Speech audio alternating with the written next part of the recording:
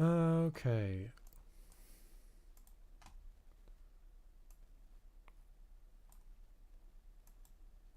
I think my controller's going flat. This works.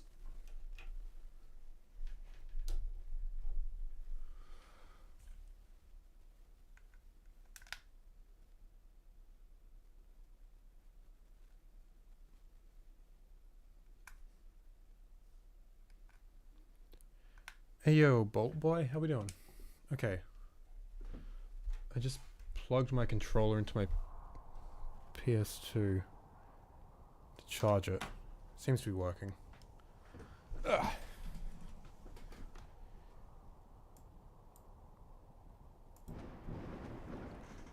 Okay. This is gonna have to do. How am I doing? It's 5:40 in the morning. I woke up at 10 p.m. My sleep is crap again, but I'm doing alright. Just got some editing done.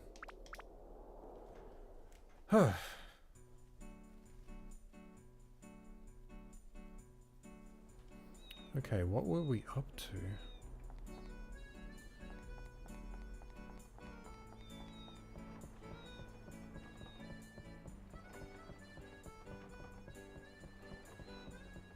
Oh, oh, sick, okay.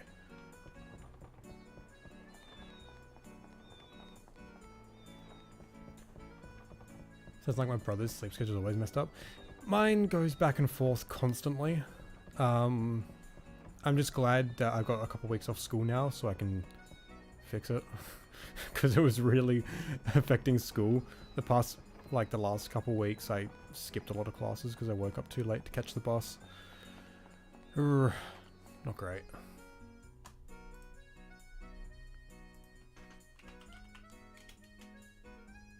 Okay, sick.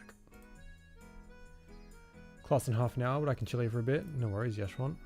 How we doing? Wait, do you still have classes now that you... I thought you, like, did exams and everything. I thought, like, maybe you'd be taking a break now or whatever. I do have stuff to do here, okay.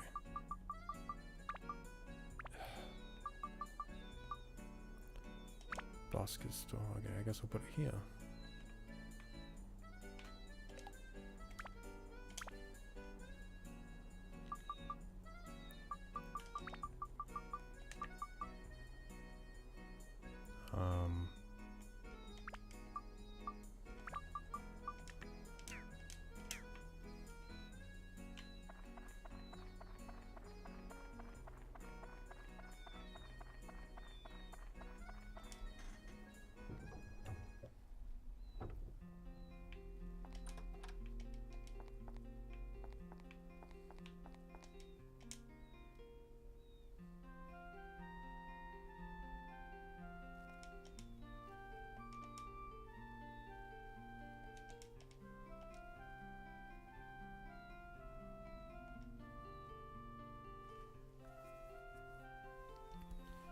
So that exam was held by a law school center council.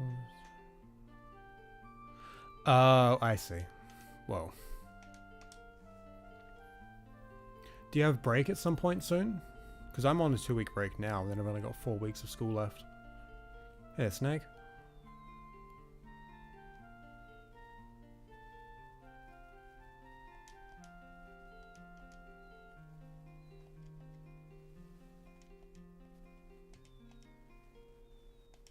Okay, I think he said higher, so I think I did put him in the right place.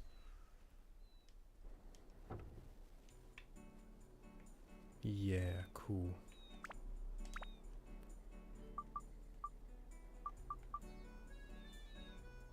Oh, cool. Oh, wait. Sweet.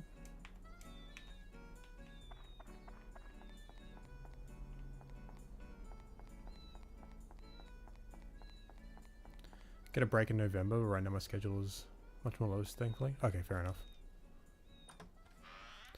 Man, need that break in November for Jack month, am I right? Ooh. Jesus.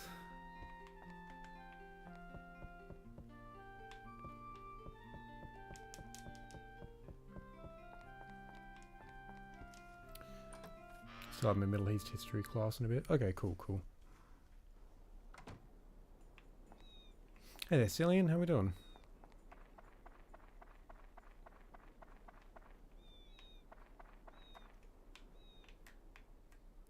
Did I check for all the chests?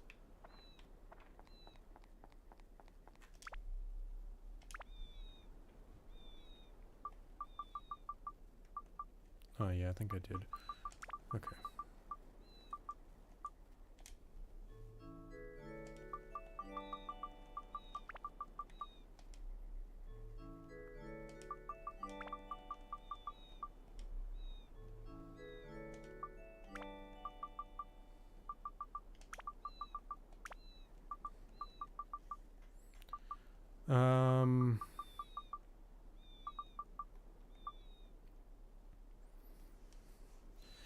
I'm doing well, Cillian. Thanks for asking. My sleep is all fucked at the moment, but do I remember? Remember what? It's a bit ambiguous.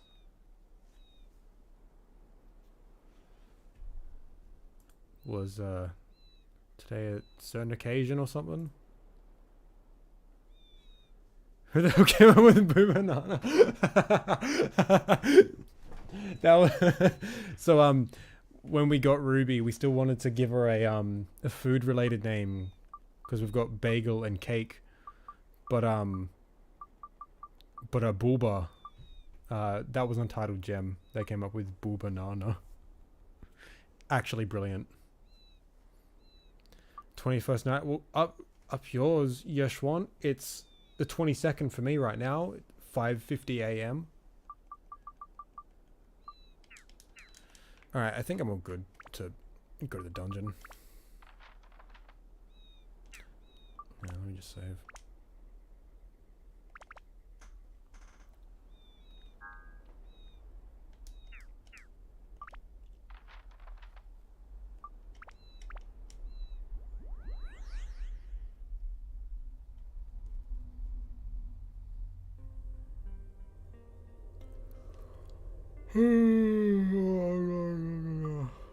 Oh crap. Alright.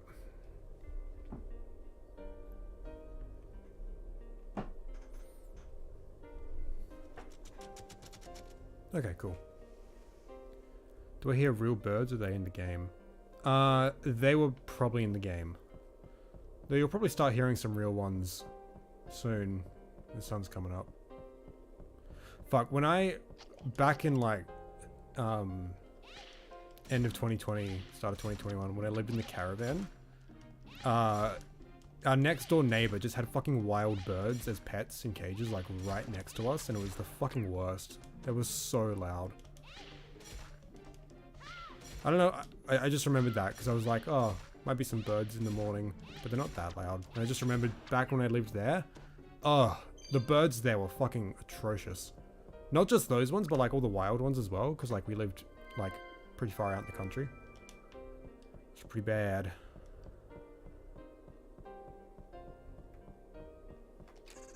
Shit.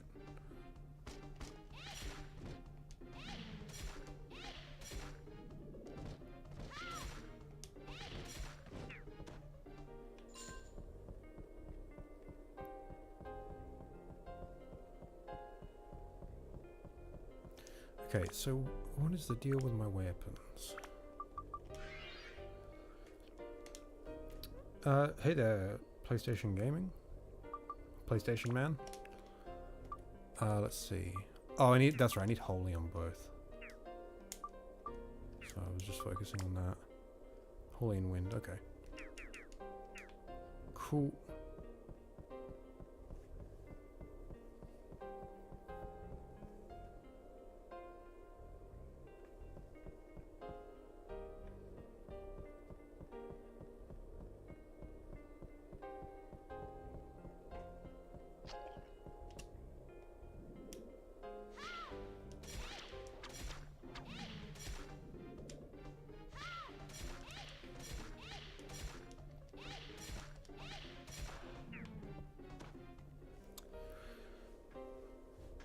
I more or less tamed wild birds.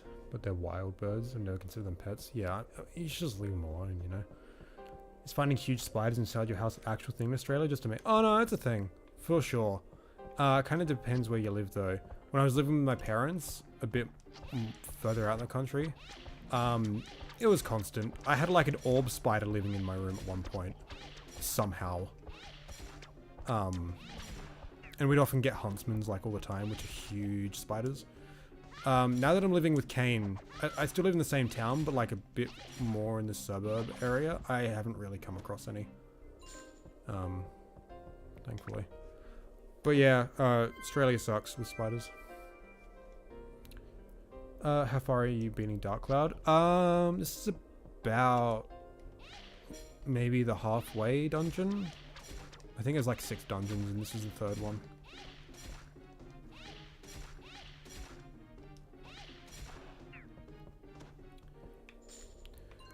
You guys see NVIDIA's inserted prices for the RTX 40 series graphics cards? I have not seen anything about them, so no. All I know well, I'm just hoping that the previous gen of graphics cards will go down in price because people are gonna want the new ones, and I don't care enough to get the new ones. I don't think I'll need them. My arachnophobia would kill me. Oh, trust me. Yeah, I'm not good with spiders either, and yeah, it sucks living here. There was one night months ago where I was in bed. It was like 5 in the morning. I had the lights off, and I was in bed. I was just on my phone, ready to go to, like, winding down sort of thing. And I was just like holding my phone. I was laying on my side, and I felt something. I felt my hand itch. I'm just like, oh, must just be itchy. And then I just saw like a black figure crawl across my screen, and I freaked the fuck out. Yeah, that was not fun. At that point, I was getting okay with spiders. I wasn't like as bad as I'd been in the past. But for the next like couple months, I was a fucking paranoid wreck. It was really bad.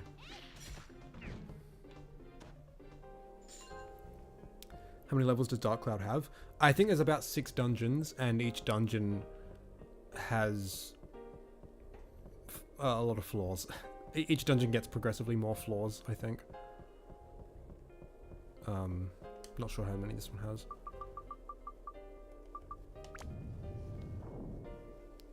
I like spiders, except when they crawl on me by surprise. Yeah, I mean, like, spiders, like... I know that, like, you know, they're fine, but they're just, like, creepy and they scare me. I try to just leave them alone, but it's like... Yeah.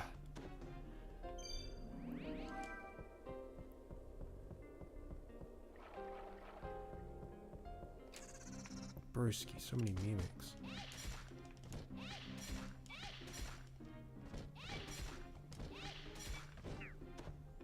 This is literally my nightmare scenario. When, you know what? I had an even worse thing happen when I was younger. When I was maybe 10 or 12, I was sitting at the dinner table with my family, and we have a fireplace at home. So like in the winter, we'd buy a bunch of chopped wood to have like a wood fire in our house to heat it all up, and the dinner table was right in front of the fireplace, and I was sitting on the chair that was right in front of it, so like I had the heater, like the fireplace right behind me, and there was like stacks of wood in the corner to, like, you know, so they're ready to be put on the fire. And I remember I was sitting at the table with my hands under the table talking, and then I felt an itch on my hand. And like, I was like looking at my family still talking, bringing my hands out from under the table without looking at them, and went to scratch. And there was a redback spider on my hand, which is like one of the most poisonous spiders in the world. And I freaked the fuck out. Holy shit. God damn it. Man, what a great way to start the stream, just talking about traumatic spider experiences. Love it.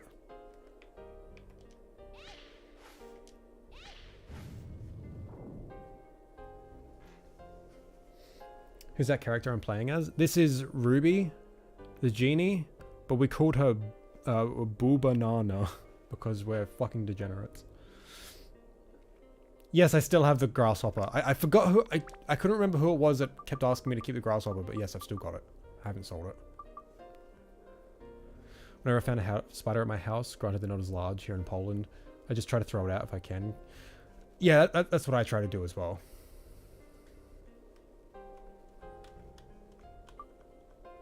Killing stuff makes you super guilty even if it's just a fly. Well, it sounds like veganism is for you, my friend.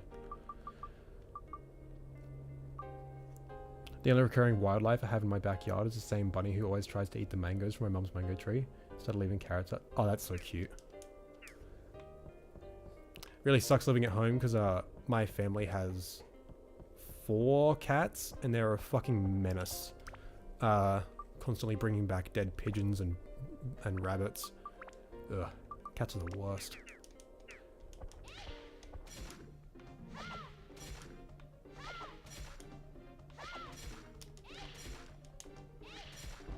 Cool.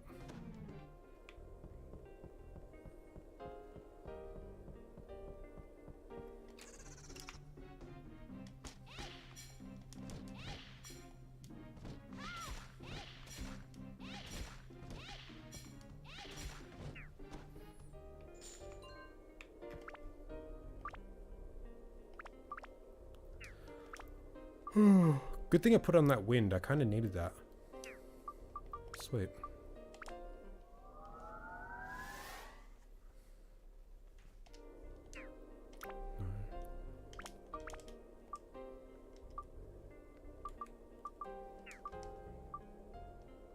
Oh, this one needs wind anyway. Okay, that's cool.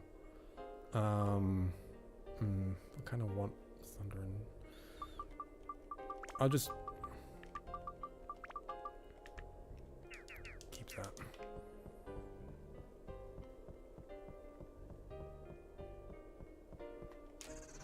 God, fucking...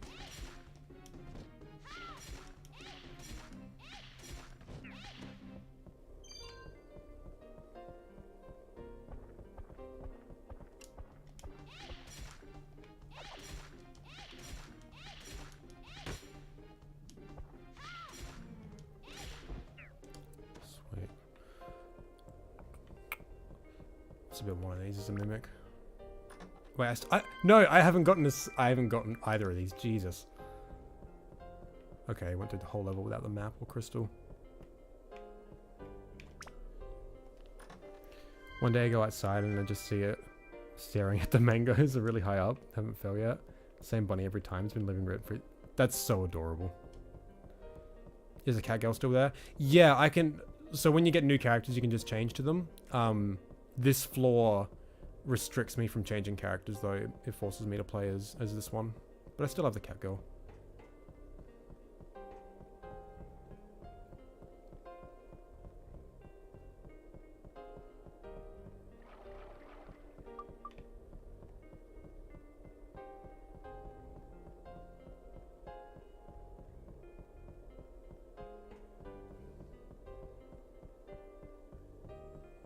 How did I name Goro? I'll show you in a minute.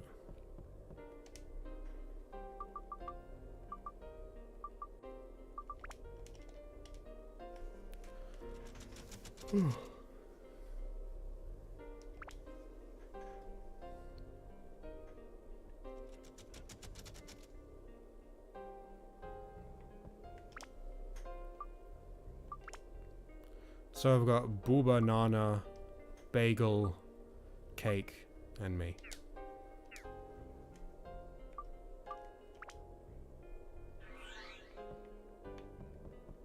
Okay, what's her weapons need?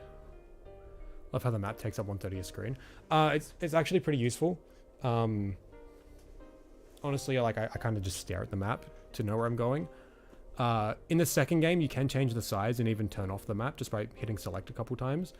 But when it's at its largest, which is what I usually have it at, it's like right in the middle of the screen. It's actually really distracting. It's actually really annoying.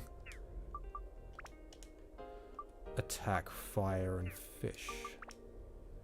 Oh, sweet. Okay. Oh, that's right. I can finally buy crystals. That's why I've got this fire.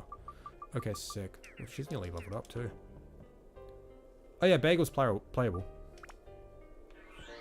He's fucking awful though. Oh no.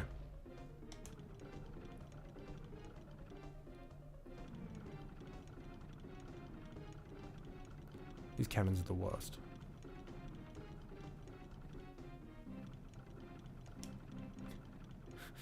Nah, I'm not doing this.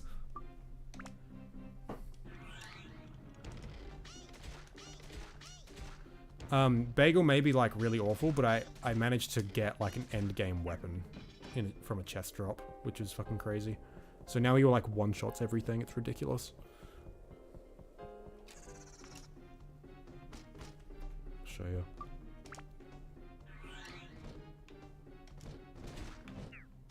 It's fucking, it's so dumb.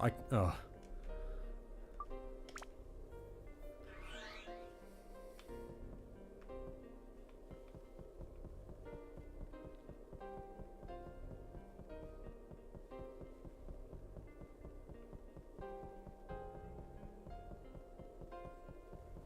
Okay, the map I'm hungry. Speaking of hungry, I'm feeling kind of hungry right now because I'm really stupid and had like the worst breakfast in existence.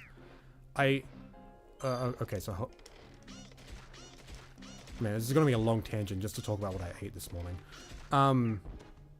Yesterday I decided to stay up 24 hours in an attempt to fix my sleep because it's shit again. I woke up at like 3 p.m. I think. Yeah, so I stayed up until 1 p.m. the next day. And wait, not yesterday. Either way, I did that. But yesterday at around 12, like midday, I walked down to the shop and bought some food because I needed some milk and some oats because I was out of it. And I bought some other stuff. Anyway, I bought some like snacks and stuff as well, and then I went to sleep and I woke up at 10 p.m. And I didn't want to like use the microwave to cook my oats because like people were sleeping and that's loud. So I just ate all the snacks I bought. So for my breakfast was a bag of Doritos, which I dipped in chocolate hummus, which is actually fucking incredible. I've only had that recently. It's actually really good. And then a pack of Oreos and a coffee. I feel fucking awful. Yep, that was my breakfast.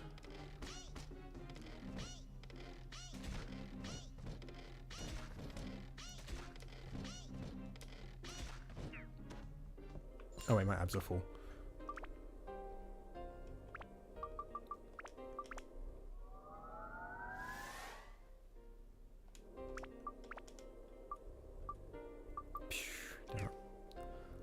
Chocolate hummus, I'd imagine that had it. No, it doesn't. I was actually really surprised. Yeah, it doesn't. I can't remember what it actually uses. Hold on.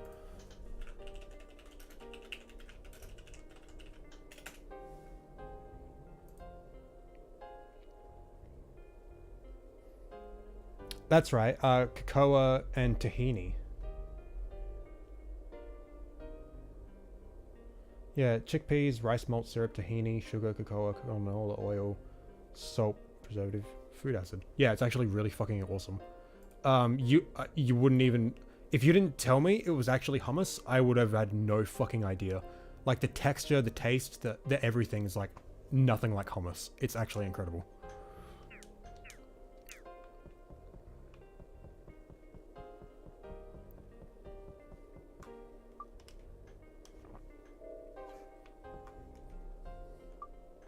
But yeah, that was my fucking awful breakfast, and now I feel like shit.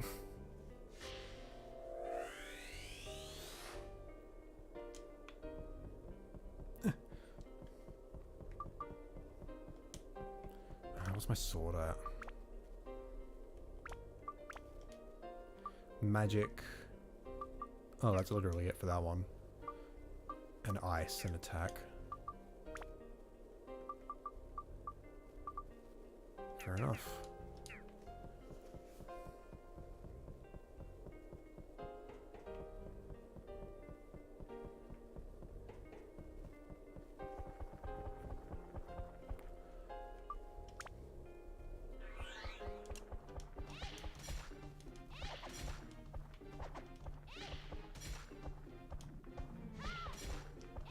I can't see. Okay.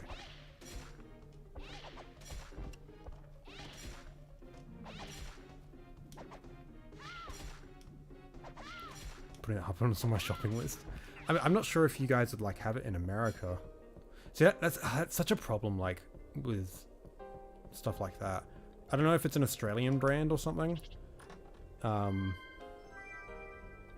The same brand also did like some other flavors. They did like an onion and garlic one, I think, which was really nice. I can't remember. It was also like $3 for like 3 little tubs. It was really good.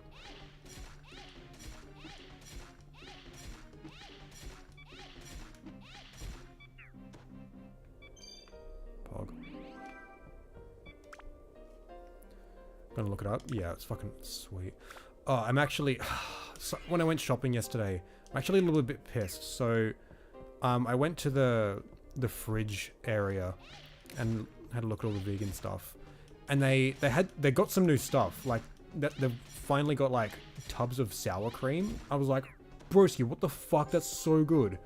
And they've got like different kinds of tofu. I think more vegan cheese as well. I'm not really sure, but I was having a look on the shelf. I'm like, huh, there's some stuff missing. And they don't have all the flavors of tempeh that I'd always get. They've only got one flavor of tempeh now. And I was like, why the fuck are you taking stuff away? Like, ugh. It's like, cool, you're adding new stuff, but you're just taking other shit away. It's like, first they took my fucking burger sauce. I was already heartbroken. I didn't even know if I had the will to go on anymore when they took that away. But now they take away, like, stuff I eat every single night. It's like, ugh. I hate living in a country town.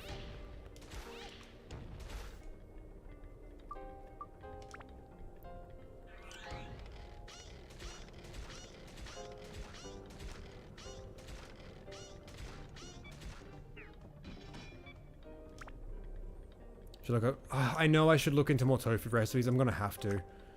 It's just, yeah, I'm not the best at preparing tofu. The reason I'd get those tempehs all the time is because like they already had like a nice sauce on them that I just had to fry up.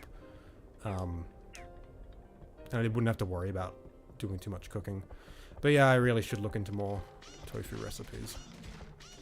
I used to make this really cool tofu and rice dish like every night with like soy sauce and spinach and all this other stuff, and it was really good, but I forgot how to make it and I can't be bothered. Found one, posted in the stream channel. Oh wow. Ooh, that looks cool.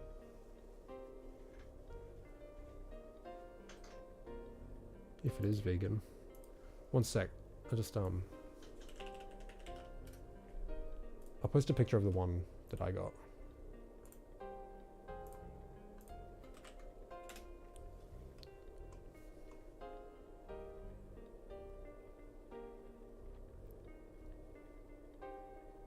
That's the one that I get. It's actually really good.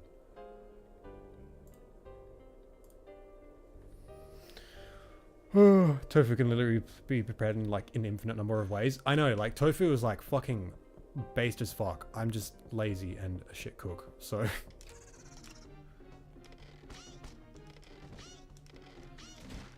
there are these like tofu cubes I've been getting from Coles a bit recently, but I don't go to Coles very often, so I don't have them very often. But like, it's like a sweet chili one, and like the texture and everything about it is just like the best tofu I've like had. It's so good.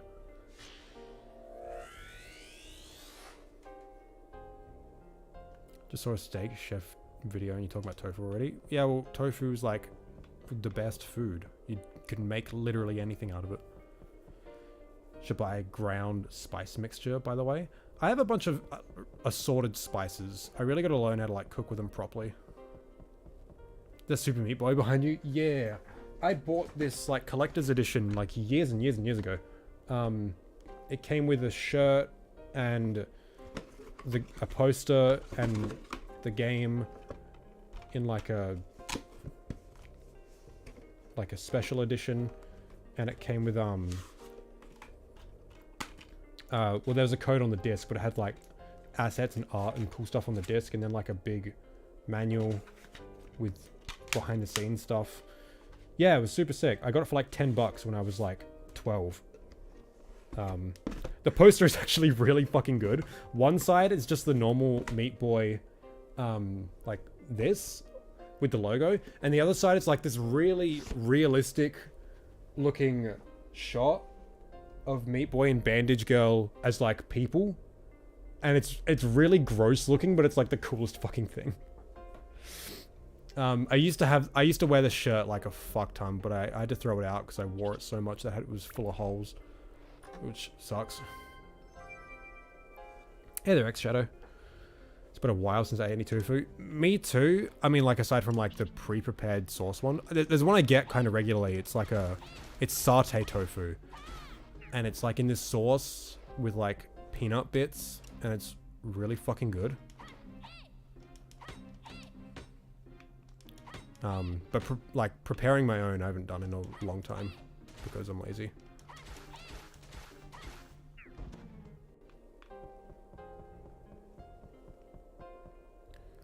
Have you seen Indie Game, the movie? No, I haven't. Is that like a documentary about like indie developers?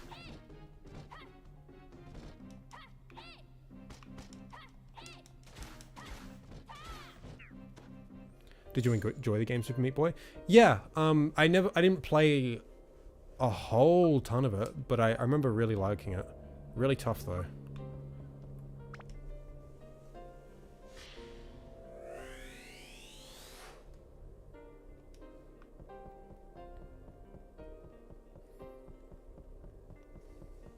Perks of my entire family being culturally vegetarian, as I know plenty of amazing vegetarian vegan dishes.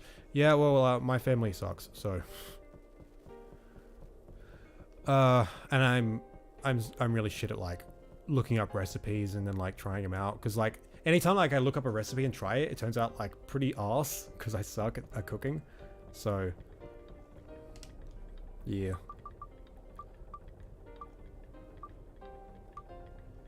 Most of what I've been eating lately is just like simple stuff I can put in the oven because it's cheap and easy. I mean, well, not cheap, sorry, quick and easy. Zeke, I've never seen you streaming at 4 p.m. Central US time. What is your last sleep schedule? Also, glad to be able to tune in. It's been a while for me. Hey there, Brayden. Yeah, my sleep schedule's fucked at the moment. It's currently 6 a.m. Oh god. I woke up at 10 p.m.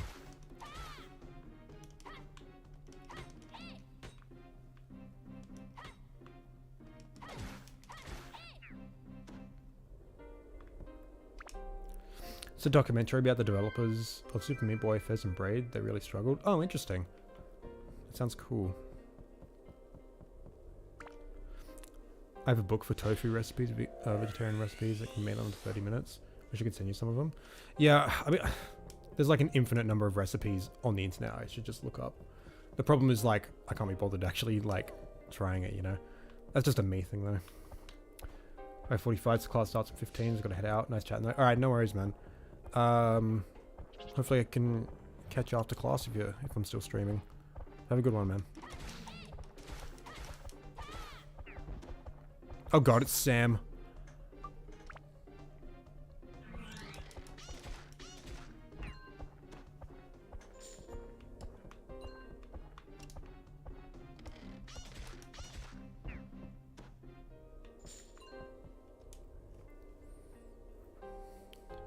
My sleep schedule always gets super fucked whenever I have even a couple free days in a row.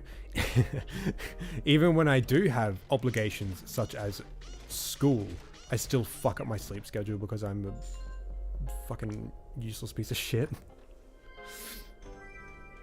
That's why I'm glad I have like these couple weeks off right now so I can try and fix it before school comes back. But who knows.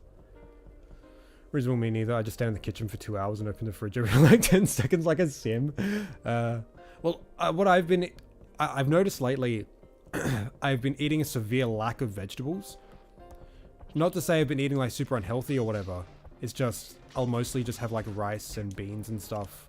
Which, you know, is good, but I'm not really having like many vegetables. And I was like, man, I should really like do something about that. I just can't be fucked preparing vegetables, like peeling and cutting and everything. Oh, hey there, Edu. How you doing? But I did a big brain move and just bought a fucking bag of frozen vegetables. Like, just frozen assorted vegetables, and then just, like, put them in the microwave for 3 minutes. So now I've been eating vegetables more often. What's a vegetable? Yeah. So I've been, like, mixing that in with, like, my rice as well. But I've also been, like, getting, like vegan chicken schnitzels or stuff like that. And just, like, having them with vegetables and something else and whatever. Just as, like, a... Because, like, you just, like, chuck, like, the schnitzel in the oven and then put the vegetables in the microwave. And, like, that's a whole ass meal. And it's easy.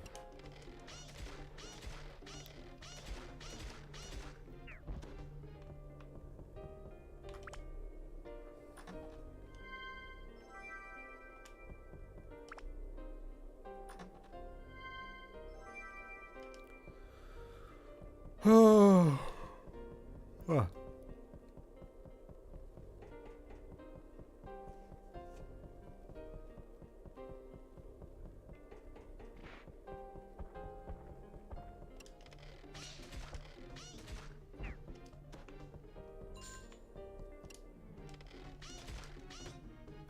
Shit. All right.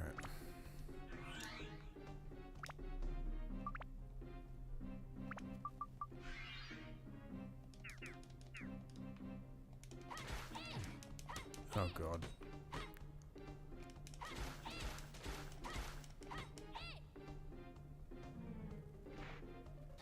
Oh fucking... Man, I'm really off my game.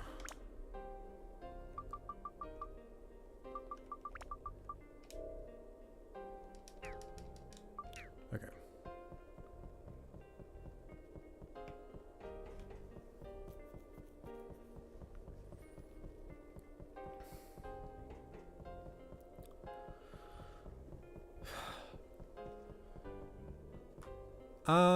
Hold on a sec. Real quick, I just want to check something real quick. I wanted to do a bot command in chat, but I don't even remember what the commands are.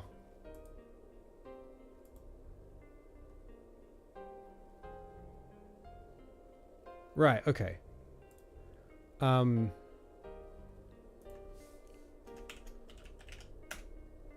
Does that work? I'm not sure it does. Oh,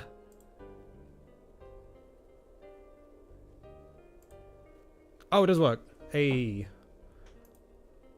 Cool. Okay. Well, I wanted to talk about my second channel a little bit because I just uploaded finally the Jack 3 Deathless compilation, and well, see, I've been using my second channel as sort of like a place to put like interesting stream conversations and highlights and stuff, and but I've been kind of lazy the last few months, so I haven't really been doing anything with it. But I just uploaded the Jack 3 Deathless playthrough. Wow, this is a great piece of level design. Jesus. And I also just spent all this morning putting together some other ones that I've had in the backlog. And yeah, it's been cool, like going back on these old streams to listen to these conversations and finally putting them together. I recommend you go subscribe to that channel. I want to try and use it more often. Get like hopefully like once a week uploads on there of just old stream conversations. Oh god. Oh no. Gotta love those Daxter levels, you know, the leap and oh yeah. Oh yeah, yeah, it's all fucking Daxter stuff. The Daxter slide in the volcano and Daxter controlling the leapers. Ugh. Fucking Jack 3 bad.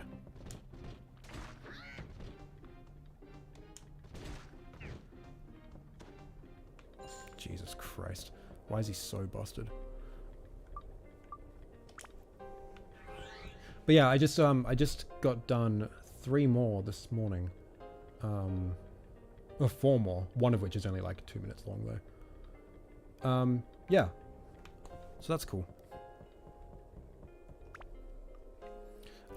Someone asked before, I think.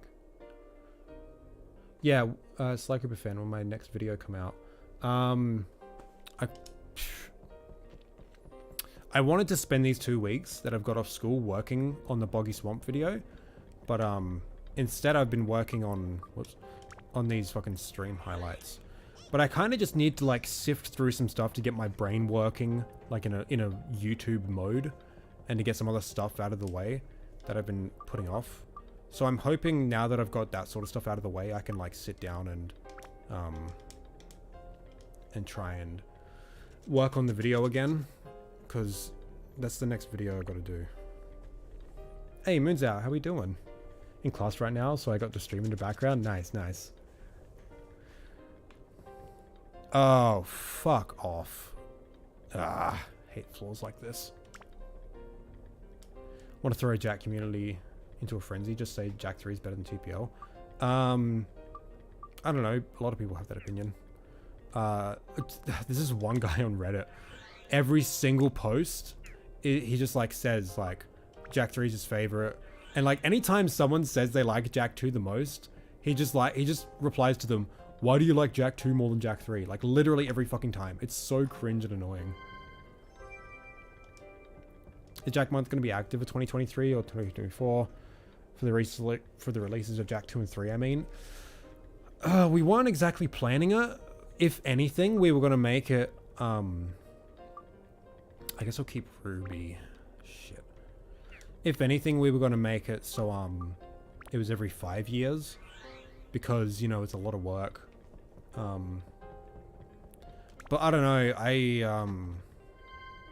I can't really see myself doing it again so soon. It was a lot, you know. If it does happen again, I don't want to be like one of the leaders or whatever. I just want to be a helper. I want someone else to like, someone who like has experience with community management or whatever, to be at the forefront of it, because like, oh shit, I should not have come for another floor. Do I have I have an escape powder, thank fuck.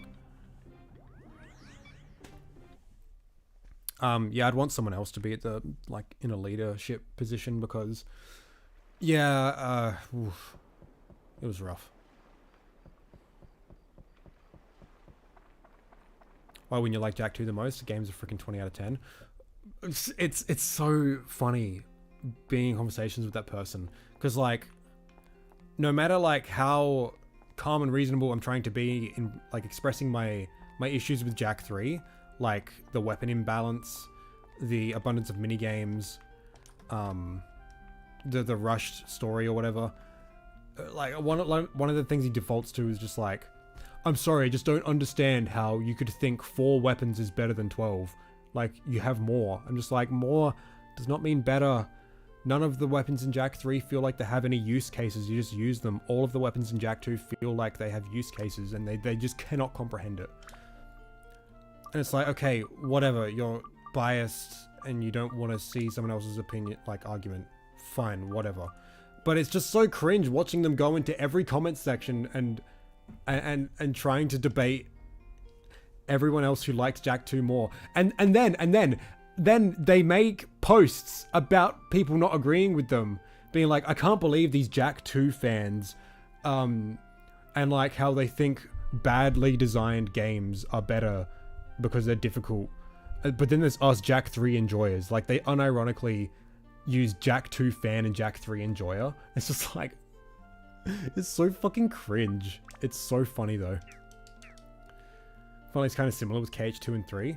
I feel like there's a lot more toxicity in that discussion, but I feel like on the whole, there's definitely productive conversations there. This person is not one of those people to have productive conversations. It's really funny, actually.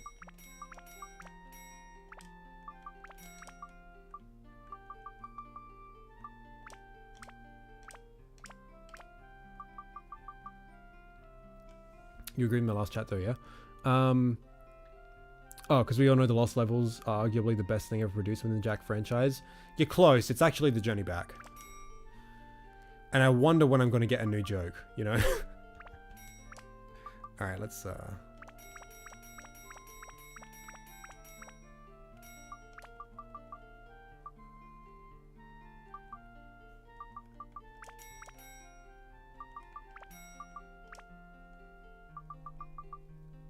that seems good. Have you seen Bloody Biscuit's video responding to a YouTube comment for an hour? It was like 5. Oh yeah, I remember that. Oh my god. Yeah, that was so funny. You know, it sucks because like, I think there is really interesting discourse with Kingdom Hearts 3. I think it is a good game, but it has its issues.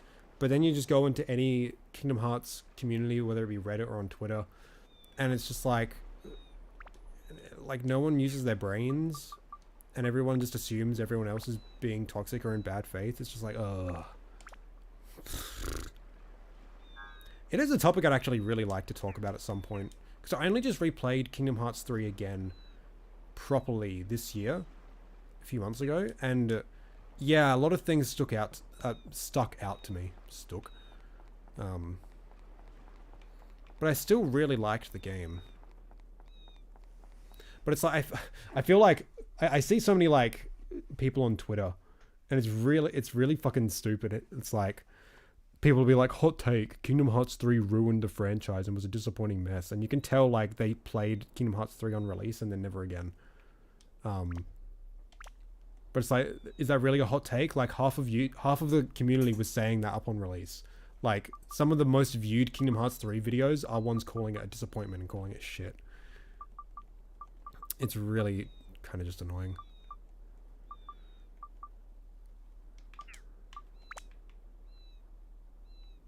Jesus.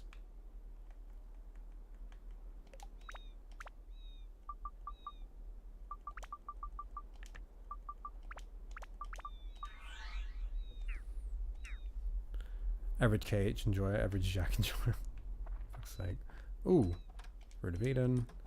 Sky. C. Awesome. Need the C.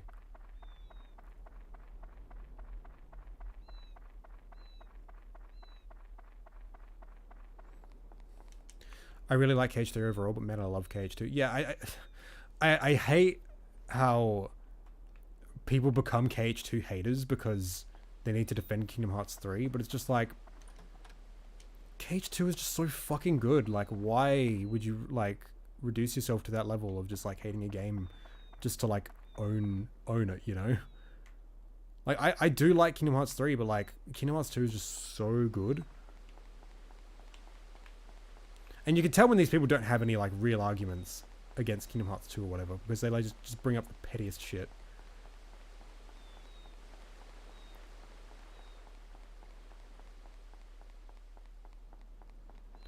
I really gotta... Ah, finally, a fish candy. I really gotta keep an eye out on this place. Yeah. How do you feel about playing the GameCube Pokemon games, Colosseum and Gale of Darkness? Well, me playing them on stream. I don't know, I'm not really a Pokemon guy. I don't have a GameCube.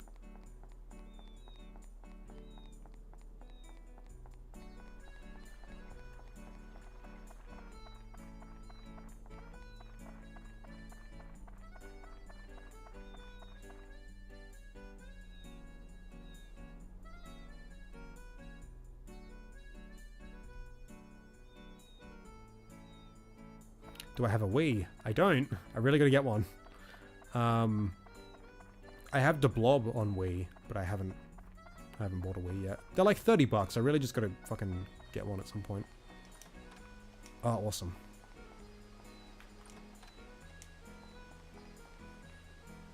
I hate when people immediately think you hate one thing if you say you like one thing more. It doesn't make sense. Yeah. Here's my hot take. Internet discourse is a cancer and we should go back to just hitting each other on the head with rocks. More productive use of our time. You played any iToy on PS2? Once when I was like 6 at someone else's house. But no, not really. I'm pretty sure Kane has one.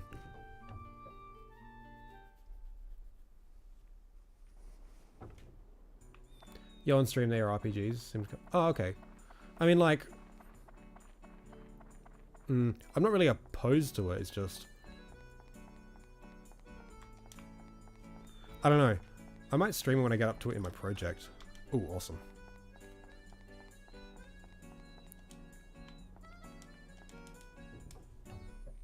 What time is this in Australian hours? It is currently 6:30 in the morning because my sleep schedule is fucked.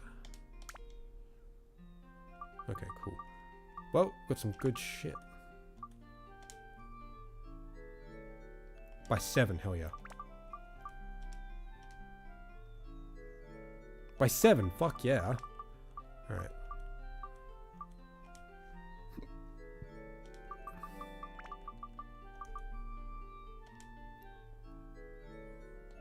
By 7. That's fucking awesome. Let's go.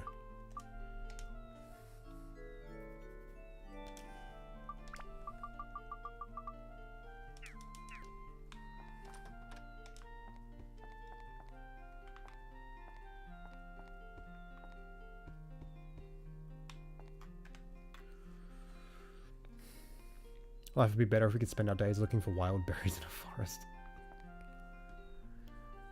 23 Europe time or so. 16 Central US. Okay, cool, cool.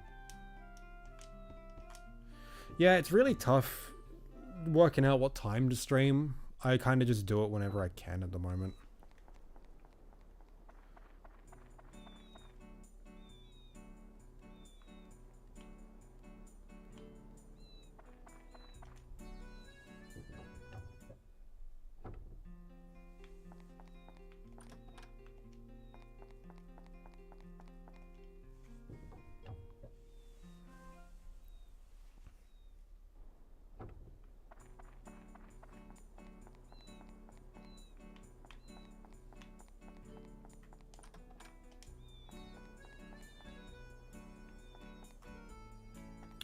Maybe 3 AM is your best chance to get more audience.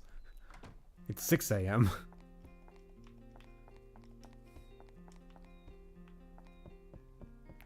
Remember the days where I used to stream at the same time on the same days every week? I had a consistent schedule. Those were the days. Jesus. Used to stream every Friday and Saturday at 10 PM.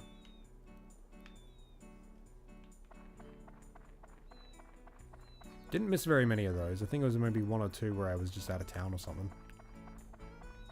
Oh, there was a couple times where the internet was just fucking busted. That was funny.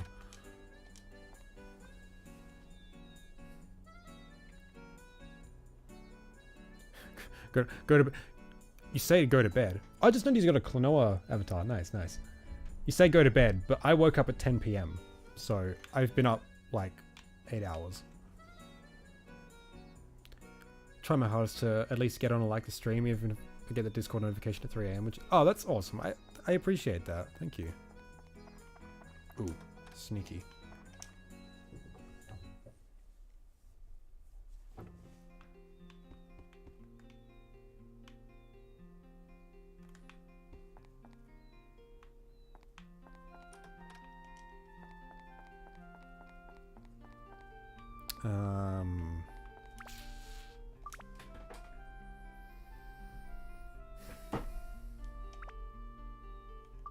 What do we need again?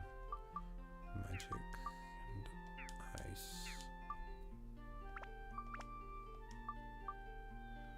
Fire. Fish.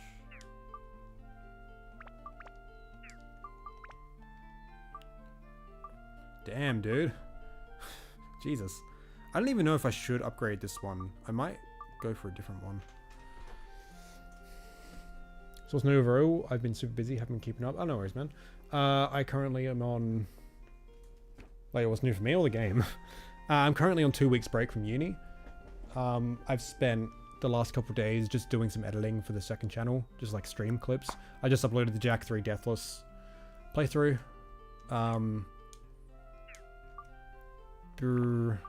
Not a whole lot else, really. Just been kind of busy with school. Alright, wind and holy, ice and fire. I think that's all I need.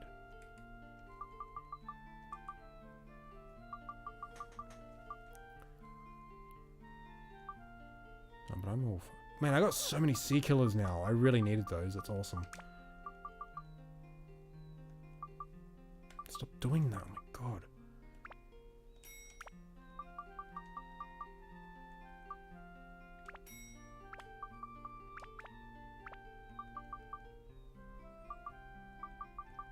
I'll just buy...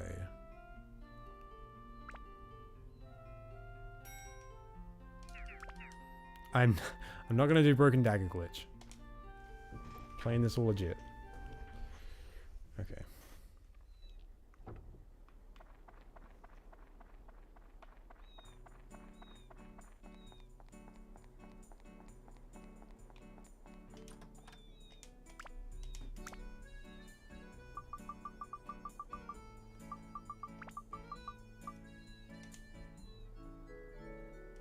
It's only 6. That's fine.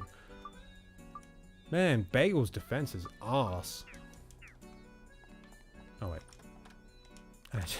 It's got another defense.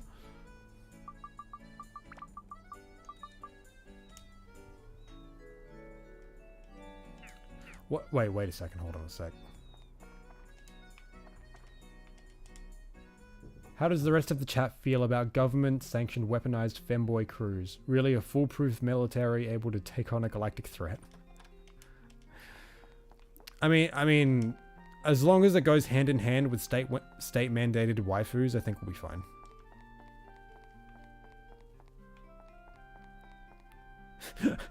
Get a postal address so I can send you a bomb. I mean, games and good stuff. Thanks. Jesus. Alright, oh, whoops, I didn't mean to sell the food. Stop and... Ooh.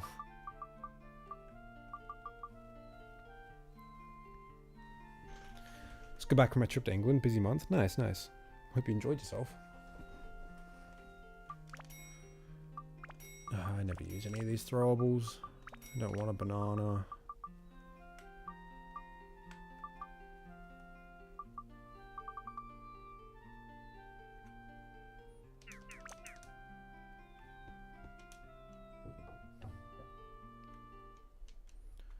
Now I know where they made PO boxes.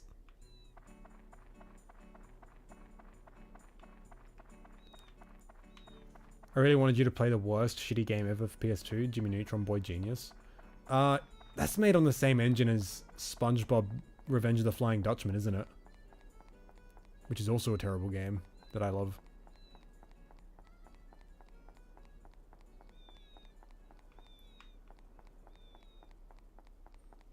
Alright, I think I've gotten all the chests I can get. Renderware engine, probably. Yeah, I'm pretty sure it was the same dev, and like they used the Jimmy Neutron game as the basis for the SpongeBob one. As far as I remember. I watched a video on it a while ago. Yeah, renderware was super duper common back then. Okay.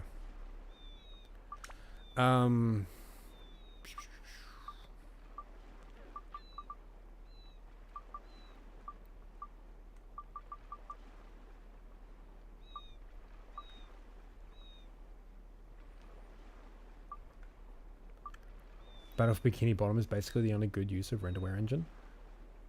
Do you mean like the only good use as in utilizing the engine properly, or the only good game? Because there was fuck tons of like really popular games on renderware, like GTA and Tony Hawk.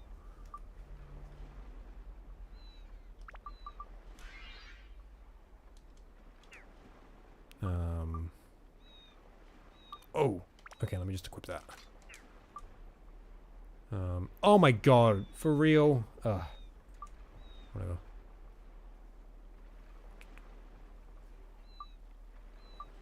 Alright, I'm gonna main shower for this floor.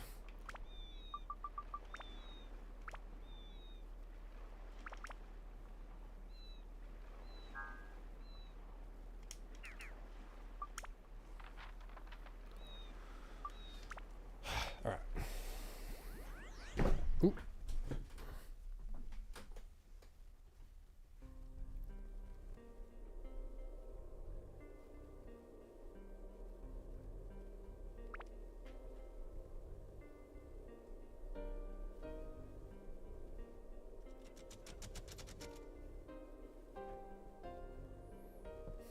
I love it. Wow, on this floor using a weapon reduces abs.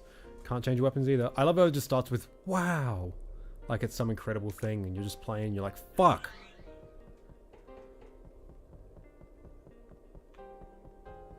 Okay, there's the exit. Imagine a 7-year-old me with a new PS2 for Christmas and 3 games. Jack 2, Sly 1 and Jimmy Neutron. Jack and Sly were impossible for me at that time. Jeez.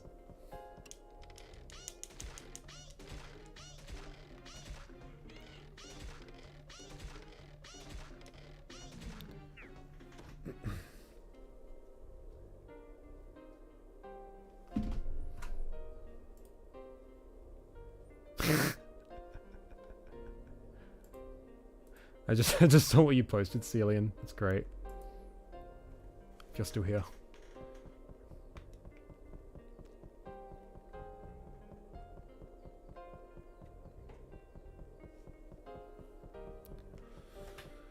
Oh god. Do I...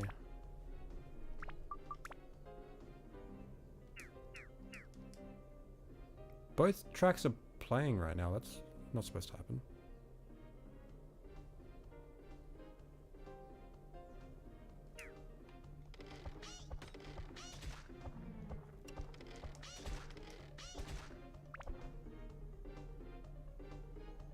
Oh, now it's fine. That's weird.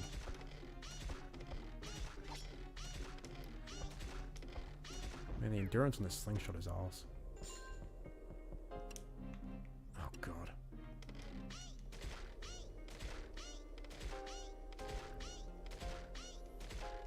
Oh yeah, on OBS I have like a a widget sort of thing that merges both chats, that you don't see on stream. I just separated them for the sake of aesthetic look.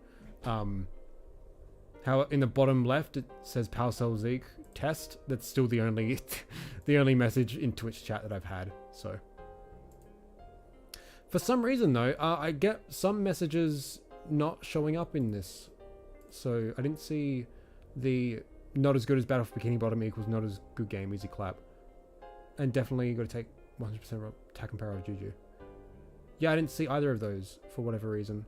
I don't like Battle for Bikini Bottom very much. I was talking about this the other day. Frustrates the fuck out of me actually. But I really love movie game, so...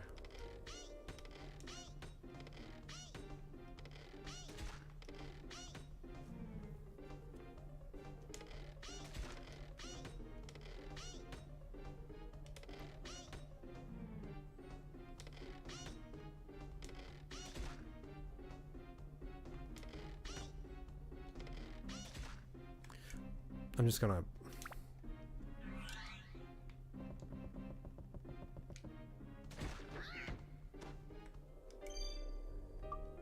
Oh!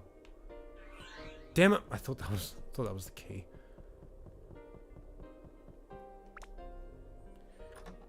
Had a Game Boy, any portable consoles, PSP? Yeah, I grew up with my mum's original Game Boy. I used to play Tetris on it. I got a PSP when I was 12, and played the fuck out of that. And more recently, I bought a PS Vita a couple years ago, which is excellent. I bought a 3DS and a Game Boy Advance this year. So, they were my very first Nintendo consoles that I ever owned. Like that were mine. Like my family had a Wii growing up, and all my siblings had DS's.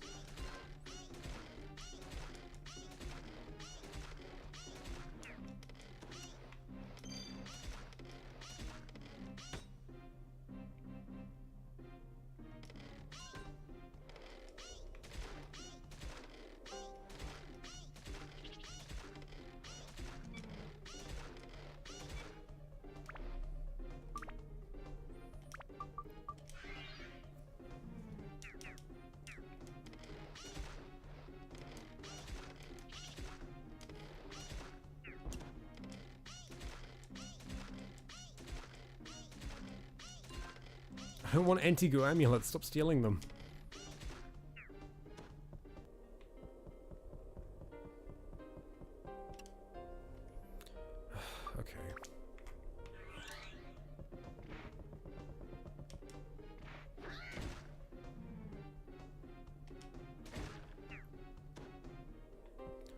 Sag.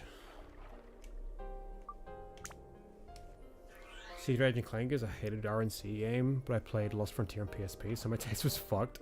I'm still yet to play Secret Agent Clank. From what I hear from Jay's reviews, it's like one of the worst games he's ever played.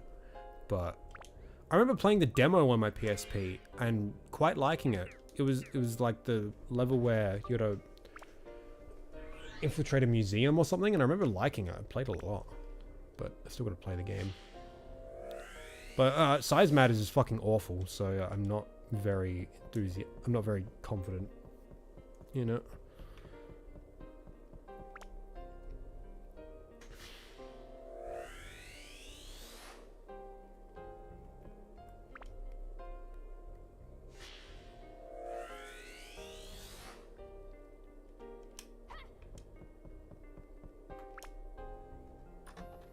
Hey, size doesn't matter. Ah, funny.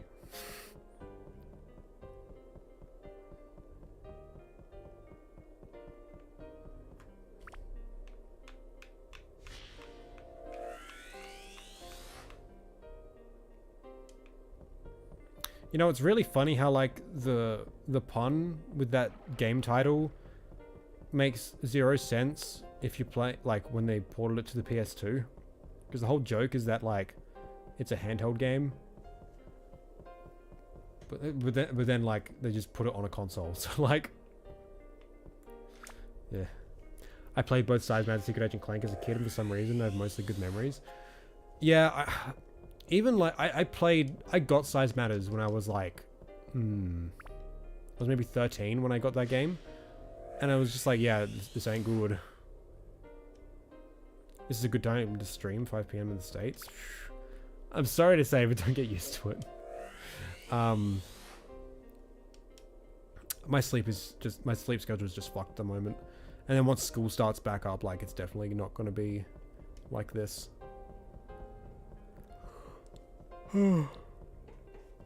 Like the biggest issue with Size Matters is just the fucking I'm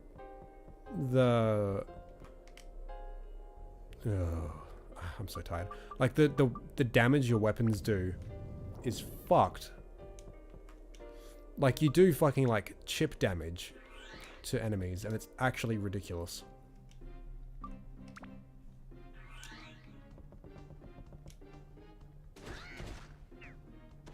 Man, this was like 1 XP away from being leveled up. Whatever. Wait, I didn't pick up the key, did I? Nope. I do have that fish.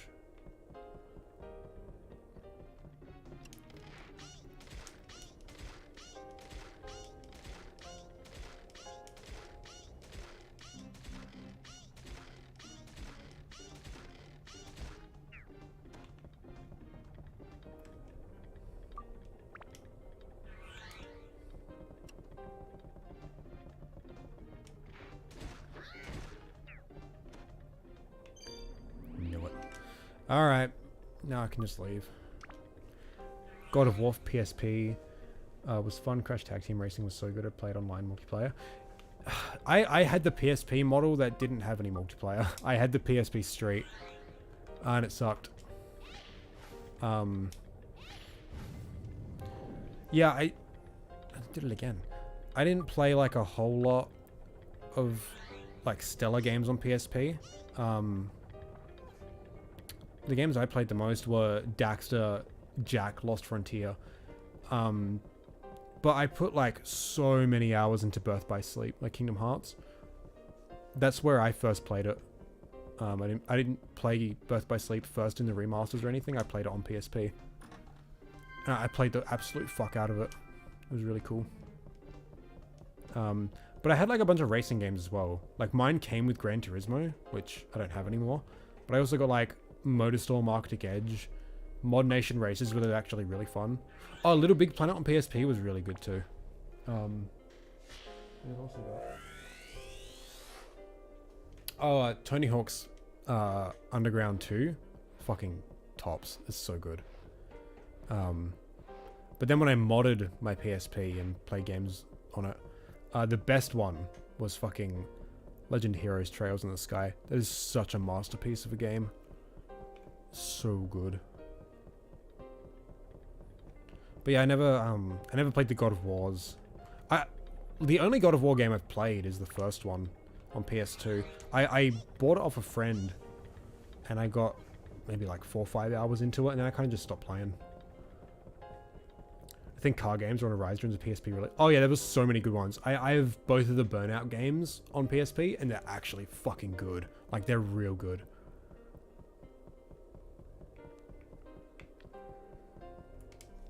PSP is such a cool console. It's such a shame the Vita flopped, because that is like an excellent console, the Vita. Ridge Racer games on PSP are insanely good. Yeah, yeah.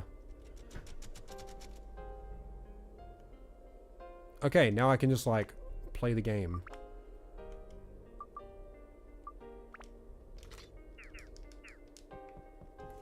One sec.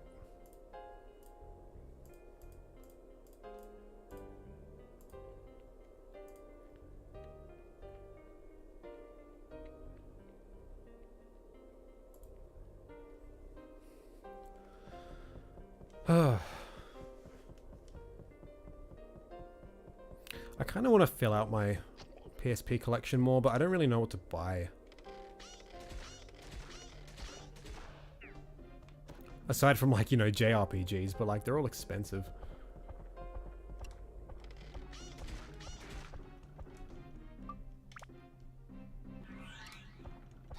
Oh, fuck me. Oh, there's a cannon? Oh no.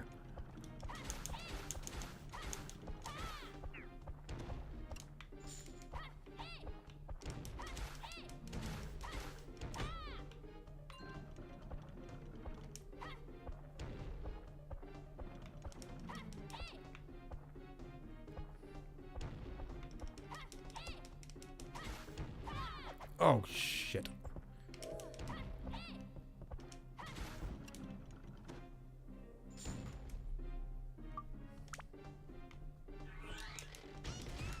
Shit.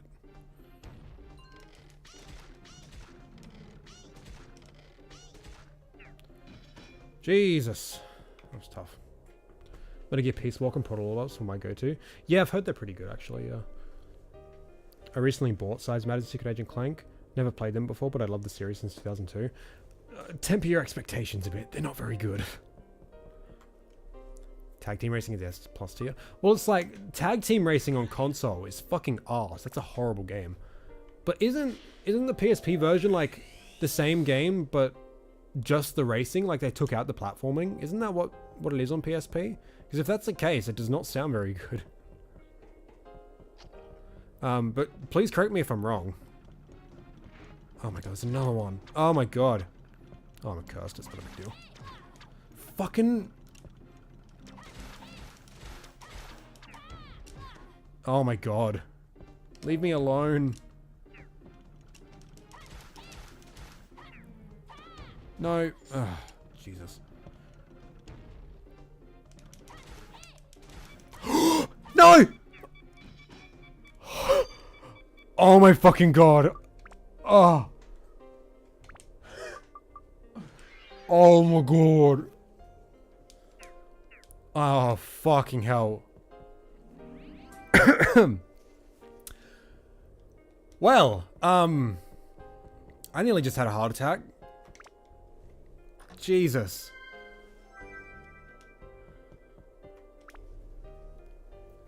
Oh. When I got Jack X, I expected it to be like Crash Tag Team Racing with on-foot levels. I was disappointed, but I loved it at the end. I was kind of the same. I played Tag Team Racing first and was hoping Jack X would be like that, but... Broken Sword is broken. Well, thank fuck it's not broken. Jesus.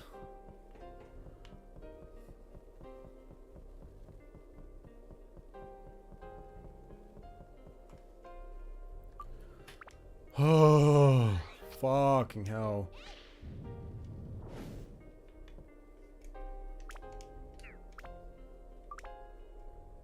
Please don't die, it's bad for you.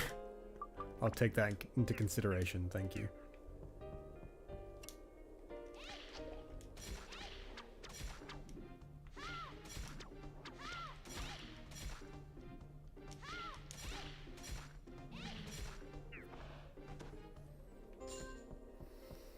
Oh boy.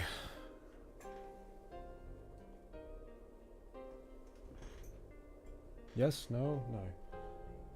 Yeah.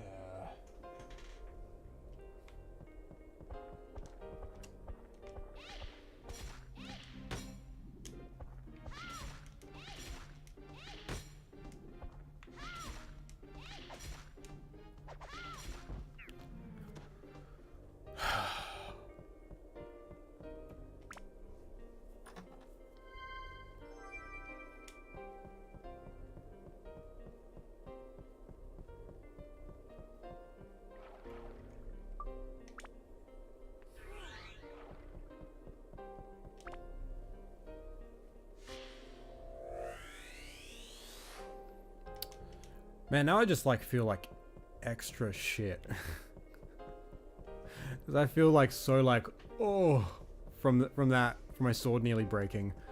And that just made me feel worse because I already feel like crap because I just ate fucking junk for breakfast and I'm hungry and feel sick. Ugh.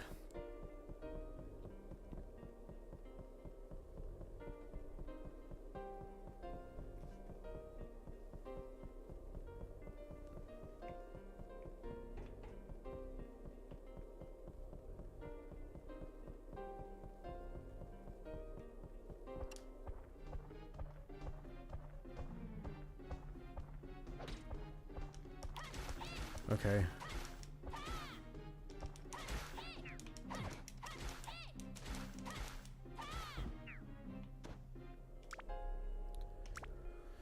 Are you planning to stay up till evening? I'm gonna just stay up as long as I can. So I woke up at 10 p.m. but I went to bed at about 2. So if I just go to bed after 2, that'll be good. Hey Alex, how you doing? It's been a while. I literally can watch a couple minutes due to personal stuff when I wanted to jump in and say hi. Oh, that's all good. It's good to see you.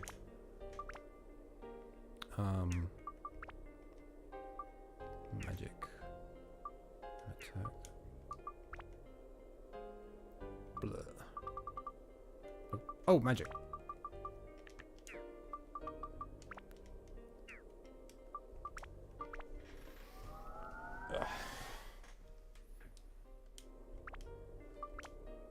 Ooh, I can build up.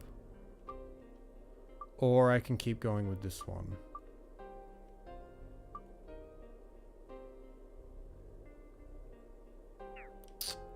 I will hold off for now. But I will grind up other characters.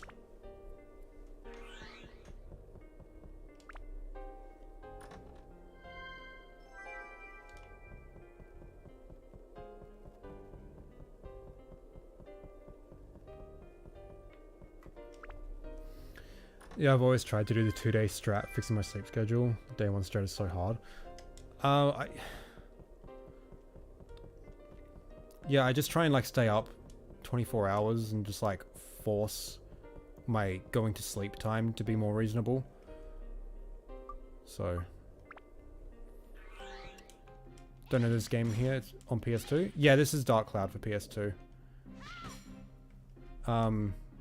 Yeah, pretty sick game. It's one of my favorites. I got really sick of playing Jack and I was just like, I need to play something else, so I felt like playing this, but I haven't gotten back to Dragon Quest Builders in a while. Not sure how I should go back to that, because that was kind of like my game to like play after playing the stuff I didn't want to play, which was Jack and Sly, but now I'm just playing a game I do want to play, so.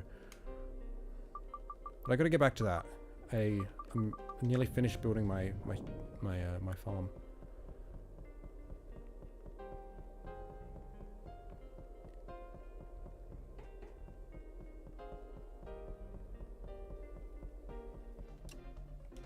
Oh wait, I was gonna build up other people.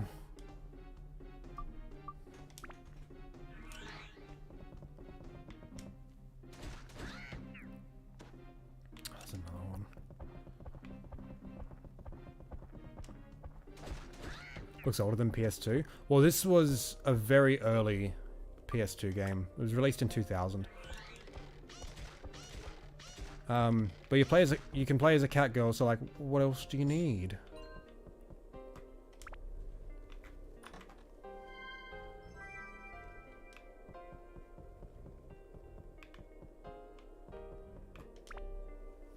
Level 5's first game, actually. Yeah, level 5, famous for Dragon Quest VIII, Ni no Kuni, Rogue Galaxy. This was their first game.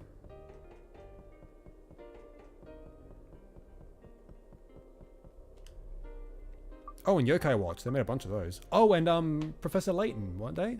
They made those, didn't they? And Professor Layton. Yeah. Should I do another floor? No, I'll save and do my weapon.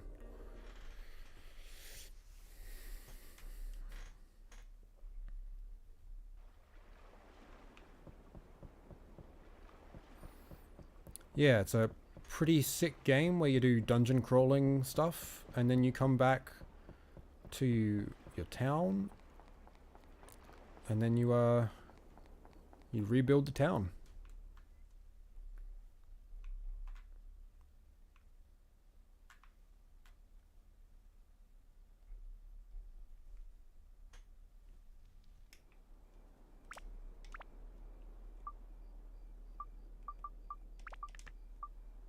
Oh, sweet. Alright, we finished his place. Let's put that there. Was I alive when this game came out? No. No, it came out in 2000, so... I was born in 2001.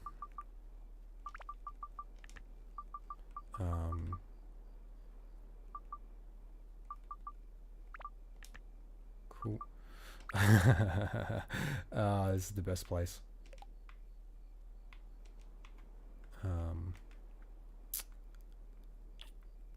I should get rid of that tree.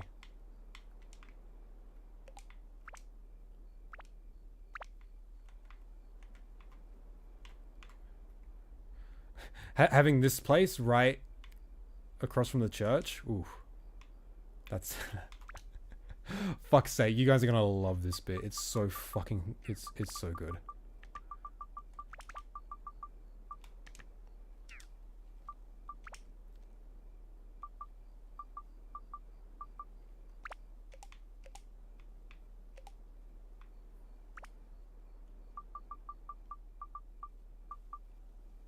Ooh, another store.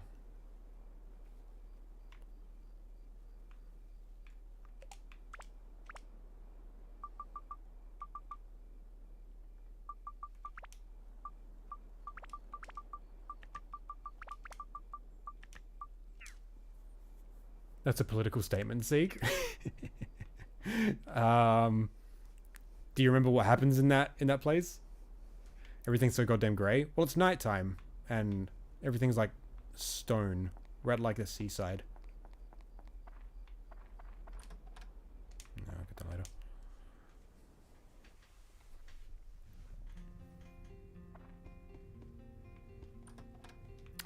Fucking...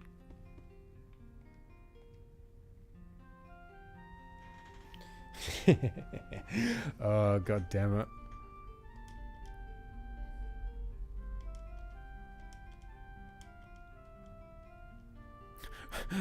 Thanks.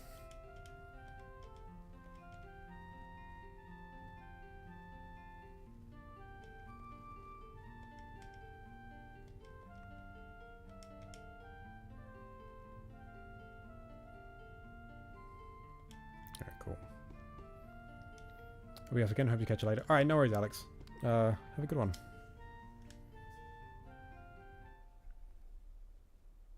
Let's just put a unused weapons. Oh, that's fair. Well, I've got storage space, like, you know, like at Matataki and at Nolan Village, so, oh, fuck me.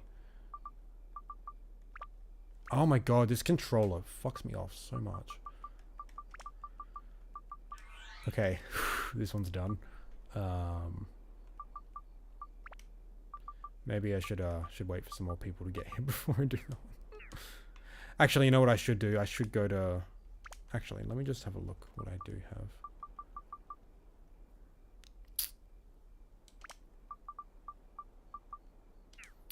Let me just... Oh, that's right. Hold on. I'm just going to save.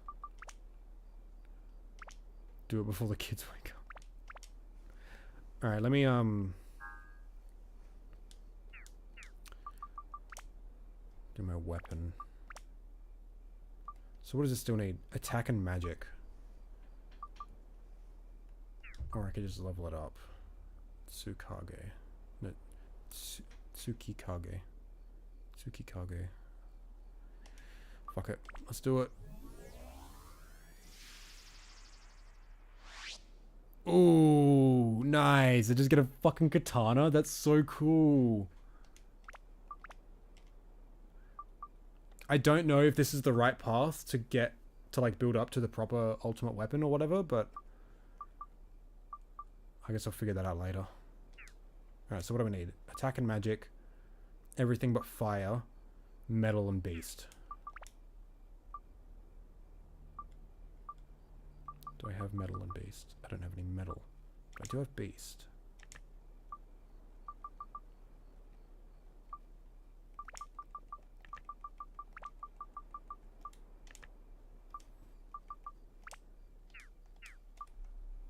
Virgil playthrough? Yeah, exactly. Attack and fire and fish. Attack, fire, and fish.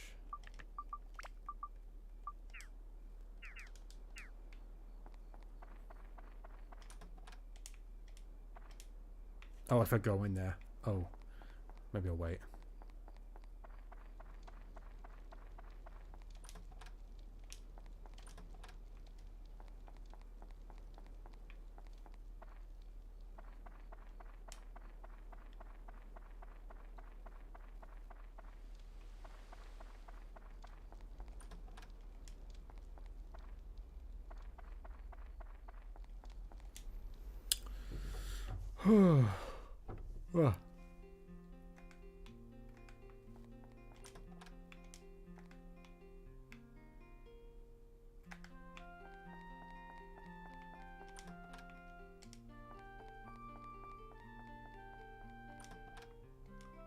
Pocket.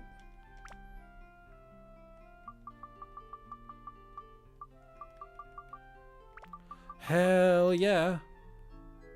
Fuck yeah. Now I can carry 70 items. And the fish died. Forgot to use it.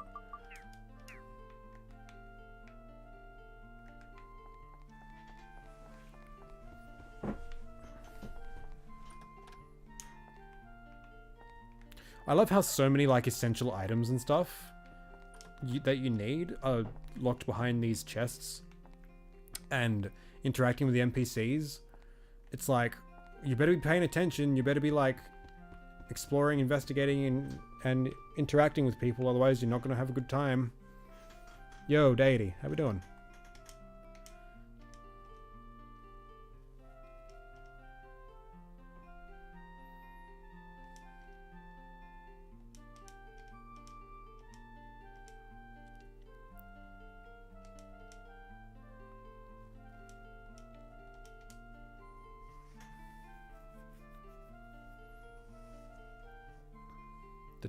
Oh, the tower, right.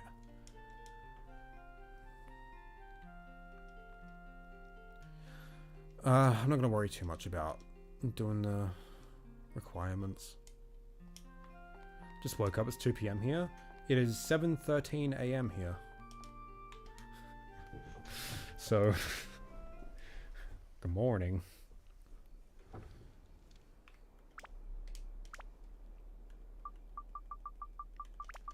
Cool. Man, so many events.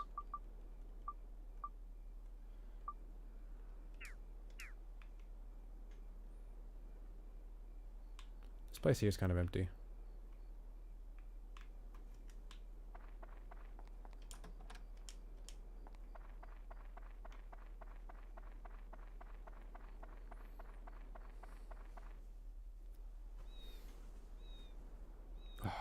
I'm actually so hungry. Blah. Hooray for bad sleep schedules. Yeah, exactly. Fucking hell, there's so many chests here. Hell yeah. Yeah. Hell yeah. Oh, maybe there's only 3. Man, those mangoes and bananas? Hell yeah.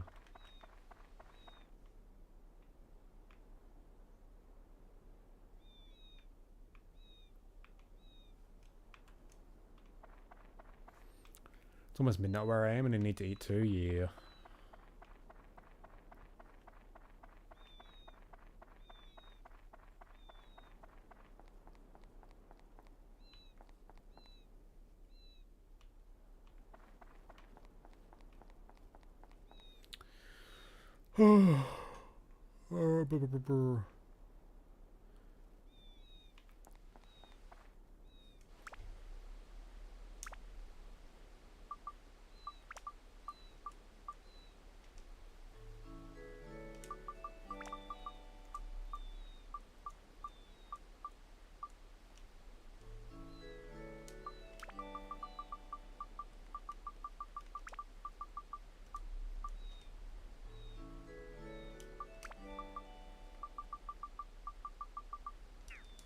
Okay.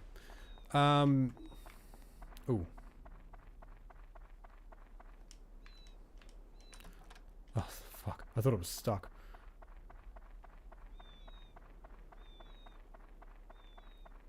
Alright. You know what? Let's do this. Everyone, you gotta stick around for this. This is like the best part of the game.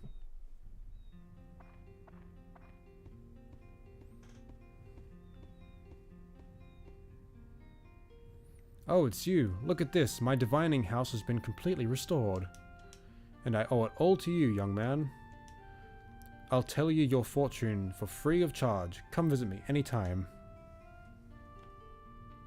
Okay, let me just get this stuff first.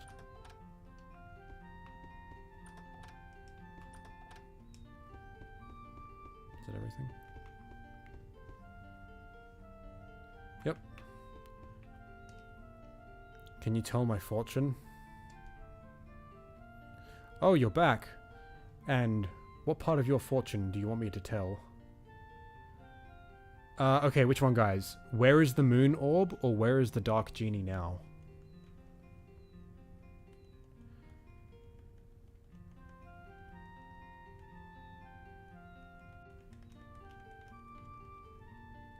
No, thank you. Okay. Okay, what about this time?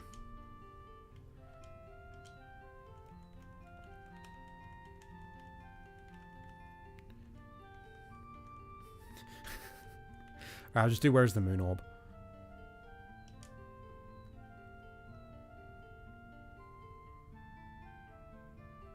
Well, let us begin. Are you ready?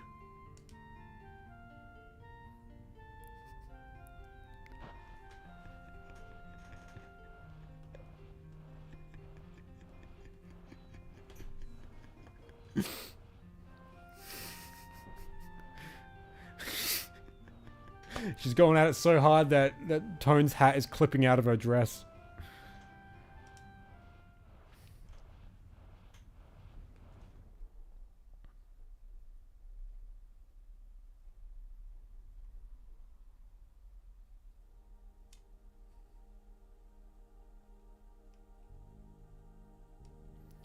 Oh, that's a fruit merchant looking strangely at some kind of ball. Read my hand while I find a nice and submissive, beautiful cat girl. We already got cake. Carrying it away somewhere. Oops, that's it.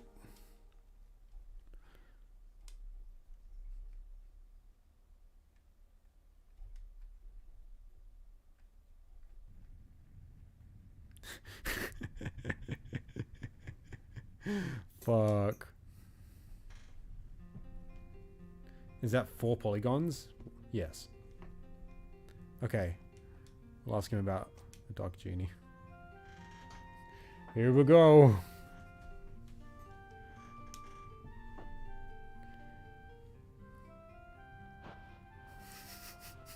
Did he just wipe his face? Yeah.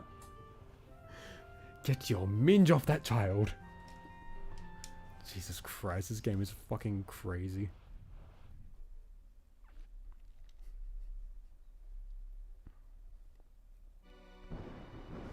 Ah, there it is. This is some castle, like some kind of giant haunted house.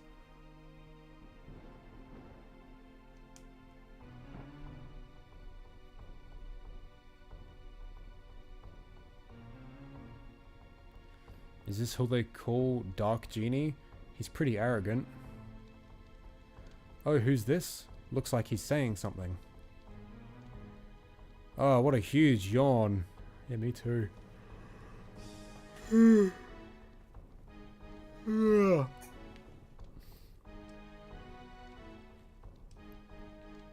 Oh, he got up. The guy is talking, planning to destroy another town?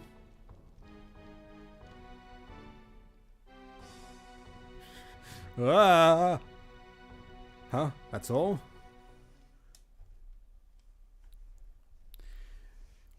You want me to read your fortune? Eat my pussy. Exactly. Yeah, that's it.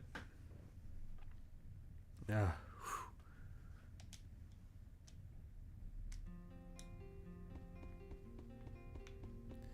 This fucking game, dude.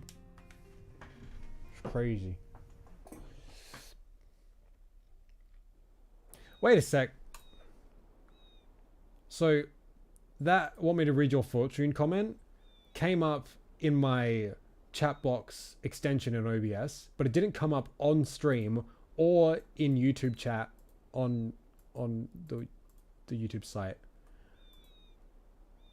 Jesus. At least Onan made me play a mini game, yeah. This is how Tone became a man. So fucking dumb. Alright, let's go to another event.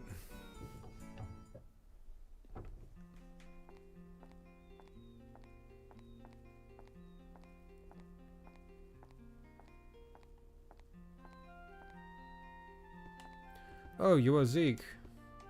I have been waiting for you. Thanks to you, this legendary cathedral is back to the way it was back in the days of old. Thank you very much. This is a little something to show my appreciation. If I can be of any help, don't hesitate to ask. Oh, a holy. Of course. Thank you. That's it. By the way, Zeke, have you heard the story of the curse on this cathedral? For 100 years, we didn't have any weddings in this cathedral. In Queens, nobody wants to have a wedding here. It is because any couples who had their wedding here always end up separating. That is the curse cast over. That is the curse cast over this cathedral. This is a story my grandfather told me. 100 years ago, this town was a kingdom ruled by a queen called Lasaya. Lasaya was only 18 when she ascended to the throne. The people all trusted her and revered her as a great ruler. This is to say nothing of her beauty, which words could not describe. The radiance of her smile made all around her happy. Then one day she fell in love with a young man in town. The queen and a commoner. It was only after the town was asleep in the night that they could meet. The two hid their love from the world for a long time. Finally, they decided to have a wedding ceremony. Yes, in this very church, deep in the night when all were asleep.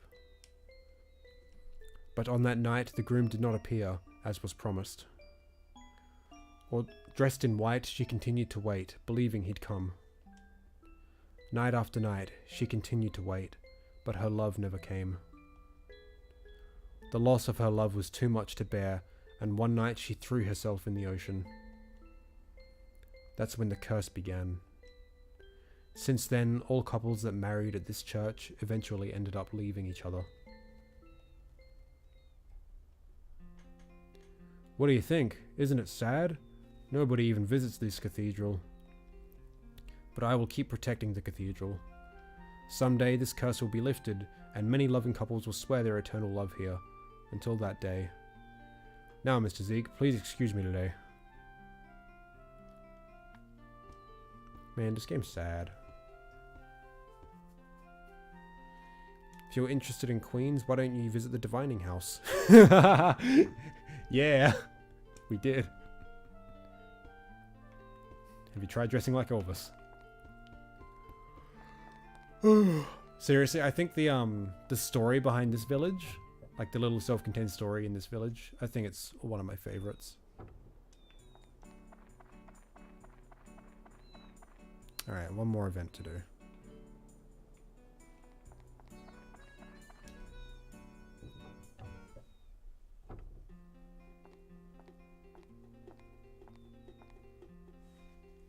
Hey Zeke, thanks to you, my store's back. Right now I don't have anything in the store to sell. I mostly do trading. I sell goods I purchase from other countries to merchants here in Queens. I'm really sorry I can't be of any help to you. By the way, Zeke, I heard you've been traveling a lot. Do you have any plants from which I can make a herbal medicine? In the islands off to the west, health-related goods are very popular. Various herbs are really popular now. Anything that can be a base for herbal medicine sells really well.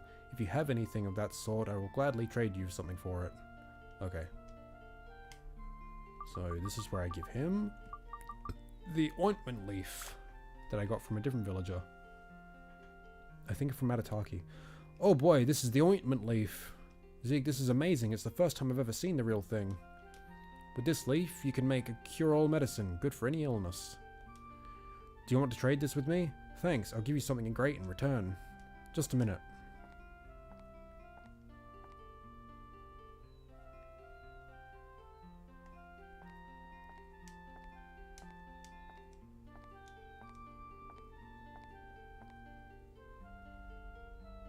Please take this. I got a foundation. This is a new product just released in Rondo City. A magical powder that makes women beautiful when they put it on. Oh. Give it to your girlfriend, she'll love it. You're calling her ugly? She's a cat girl, thank you very much. Jesus. I can't remember what this is even used for. I don't even know if it is used.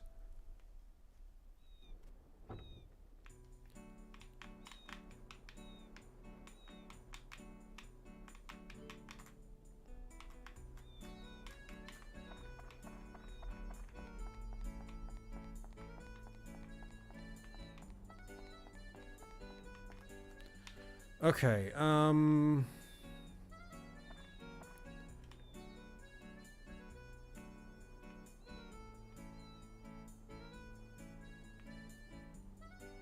okay.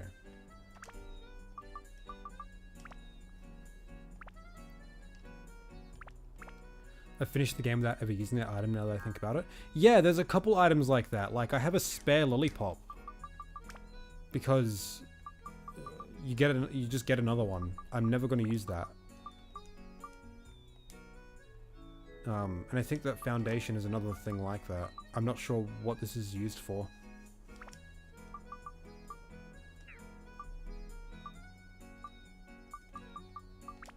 Yeah, so.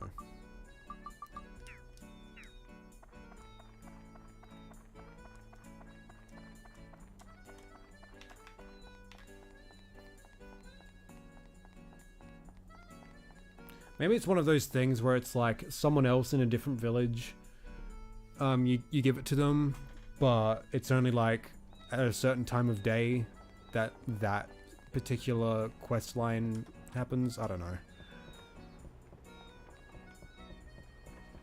Like how in Nolan Village with Claude, if you go to him at night time, he's in the bath and he gives you soap and cheese, but if you go to him during the day, he gives you fucking lollipop. I don't know.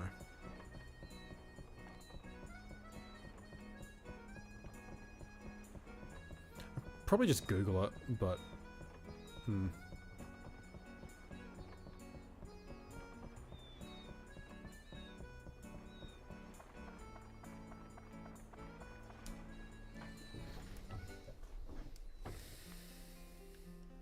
Soap and cheese, yeah. Well, he's in the bath and he gives you soap. But it's just like... He's gonna give me used soap you've been scrubbing your balls with? Jesus.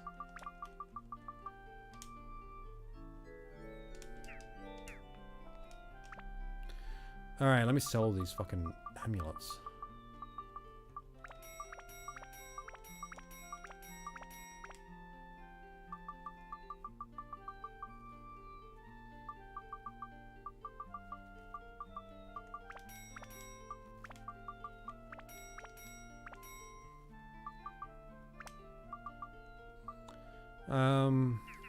Yeah.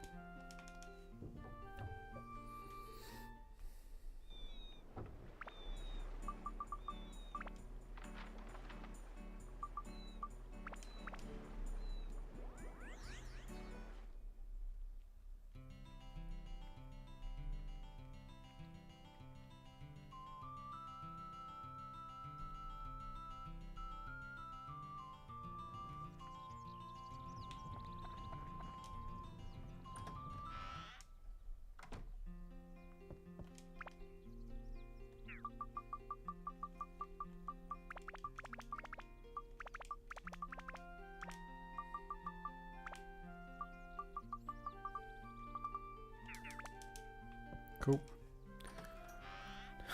Damn, you're either up early or you haven't slept. I'll let you take a guess, my guy. But hey, good to see you, man.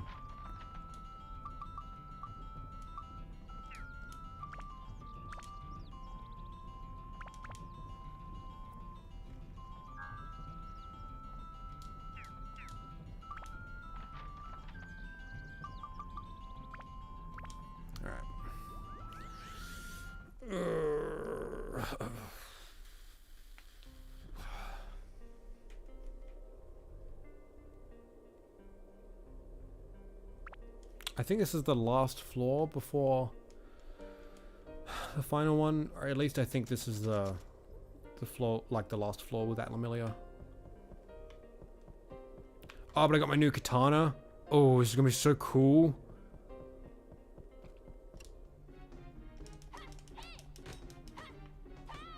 And I immediately can't get anything.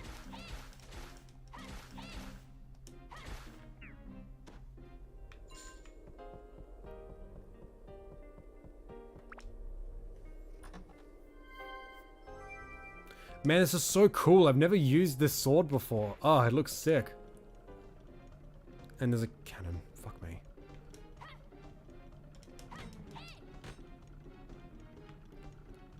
Hey, Alonzo. How you doing? Fuck this.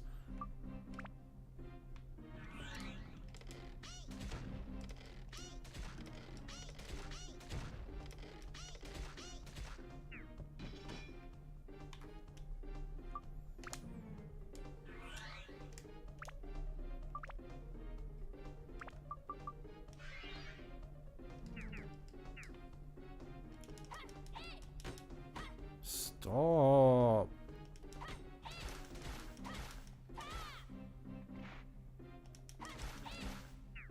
Cool.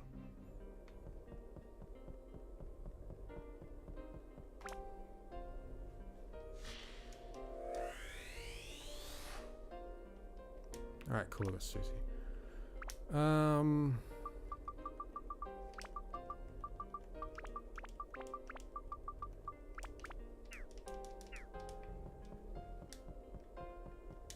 Everything about streaming GTA 5 online? No, not really. I'm not really into GTA, and I don't have it, so.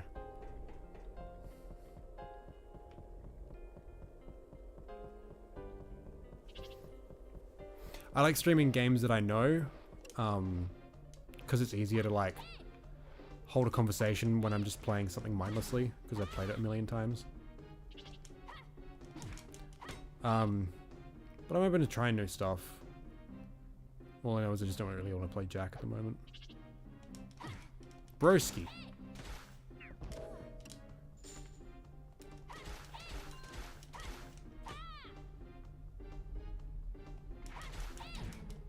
Broski. Man, I suck.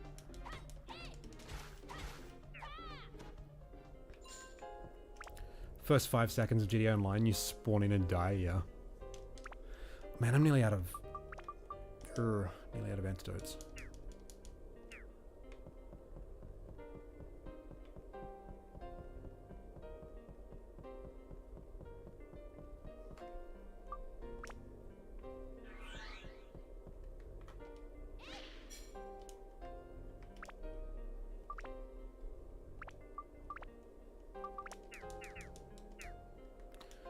Really level up all the characters now. Now that tone's all good now. Fuck me.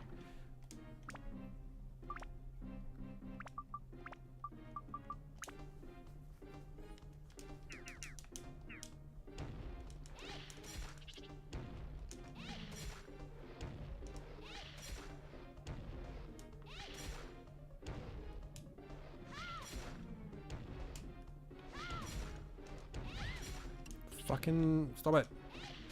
Is it enough? Oh no, that's not a... No.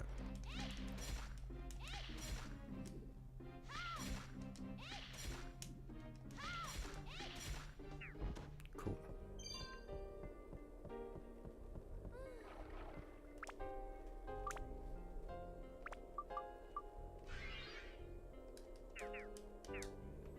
So you can only play GTA clones? Yeah, like Jack 2.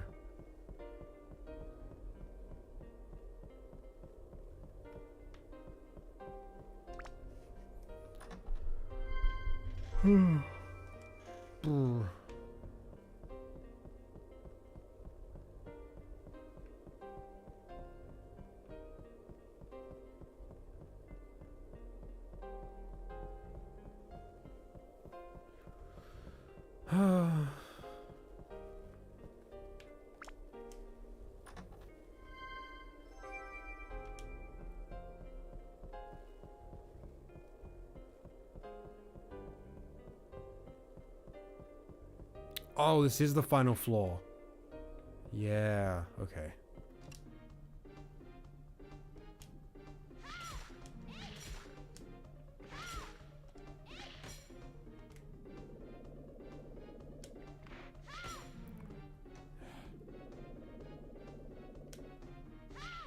Stop doing that!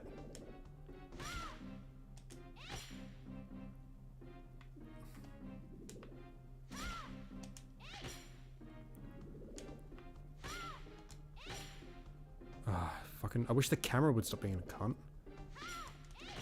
Oh my god.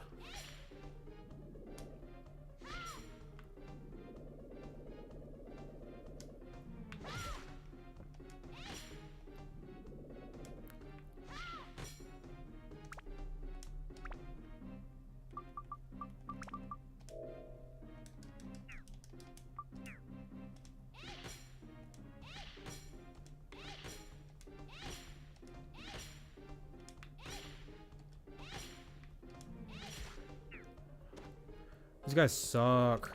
Okay. Attack magic. Holy. Attack speed magical. Holy wind. Alright.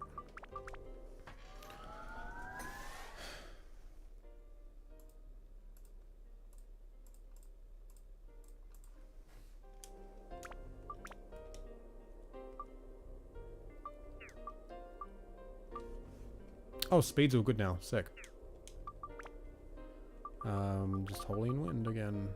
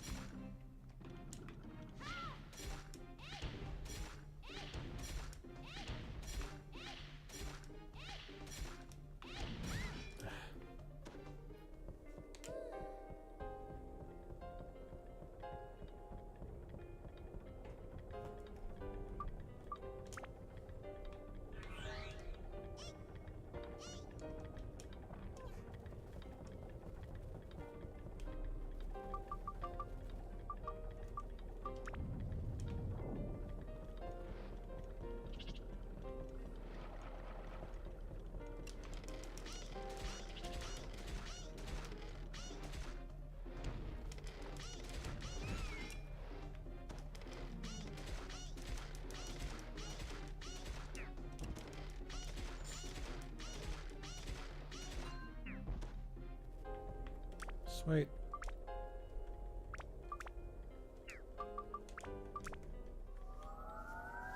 The dungeons in Dark Cloud remind me of the back rooms, labyrinthian, terrifying creatures, and uncanny liminal space. Yeah. Especially this one, hey.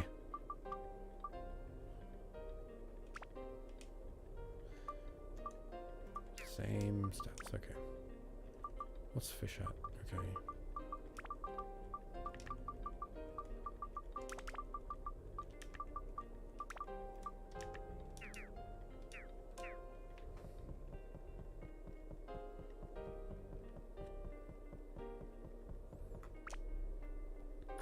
Man, I think Xiao might be my best character right now.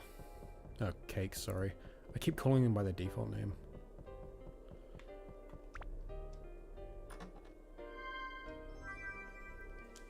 Ugh.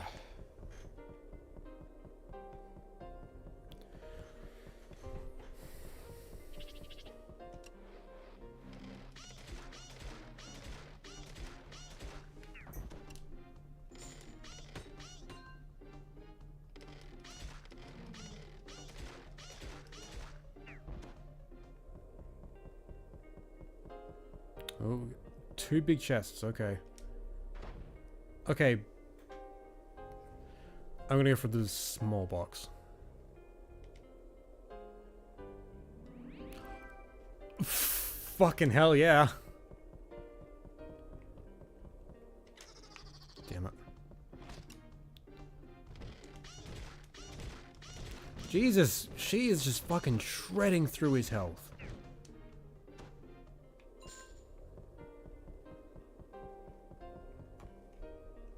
Cool. Alright. I really gotta prioritize Bagel and Boo Banana right now, but Xiao is just Cake is just so fucking good. And I just got a new sword, but it doesn't seem to be doing the best right now.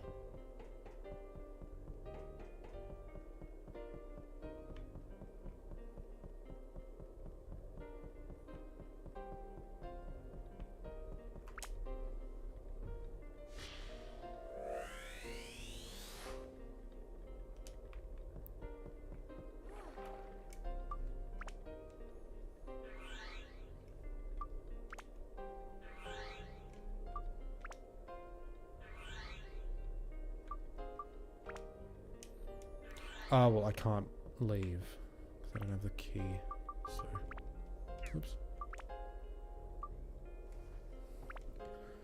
Alright, let's finish off the town, and then we can do the boss. I can't exactly remember how to do the boss. Oh, and I don't have any fire on Boo Banana's fucking ring.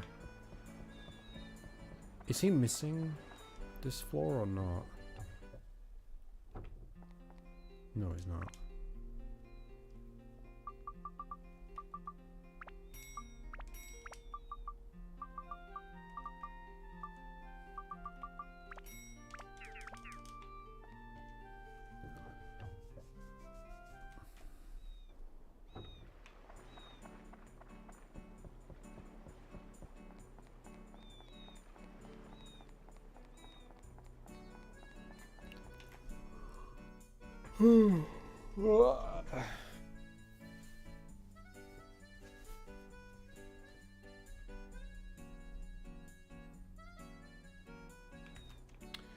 Alright, I might make some food in a little bit when people have woken up.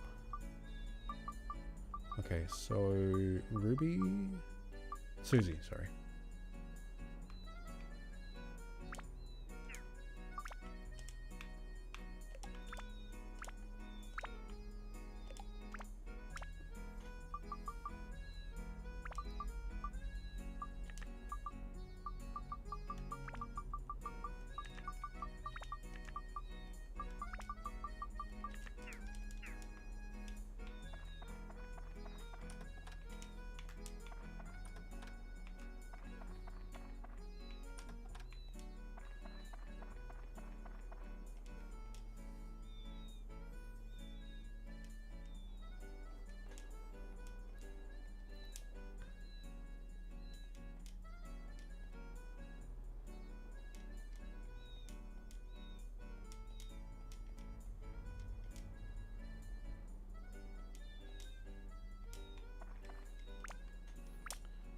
so keg and an urn.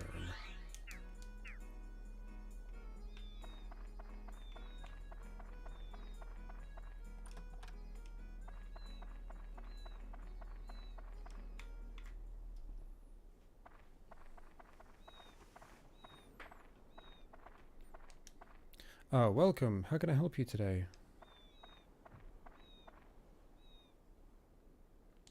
Today is my grand opening. I have a wide variety of water.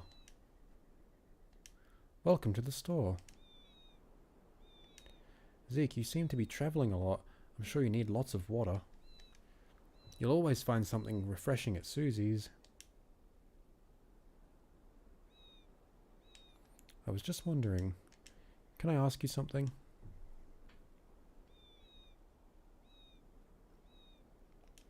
The name's Susie's. It isn't quite right, is it? I've been thinking about it for a while. Ah, shit! Ah, hey, I'm sorry! Ah, I thought you'd say that. Then, what kind of names are good?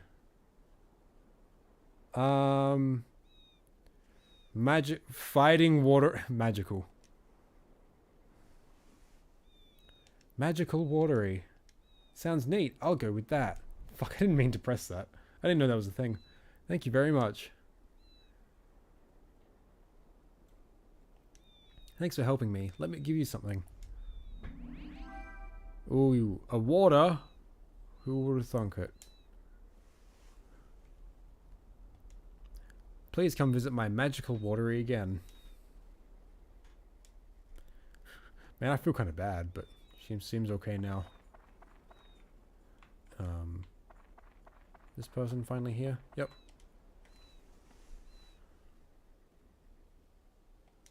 What? A moon orb? What's that? I've never heard of it. Aha! That pretty sphere mixed in with all that fruit. Let's see now. I wonder what I did with it. I think I gave it away to someone who asked for it at the market. I don't remember who I gave it to. Sorry.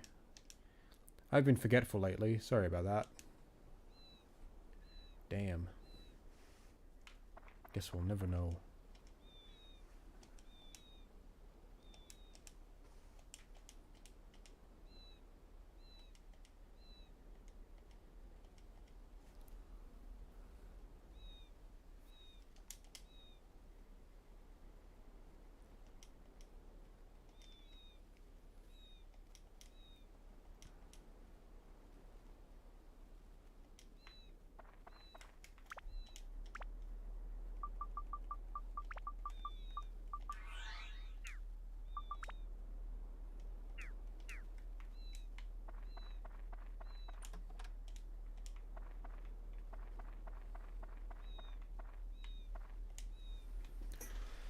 Oh.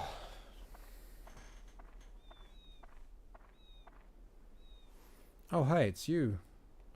How may I help you? Good timing. I've opened my store again. Make sure to visit often from now on. Oh, wait just a minute. Just gonna give me a banana.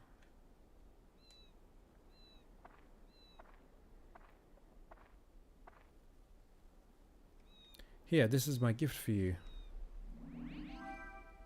Gooey peach. Cool.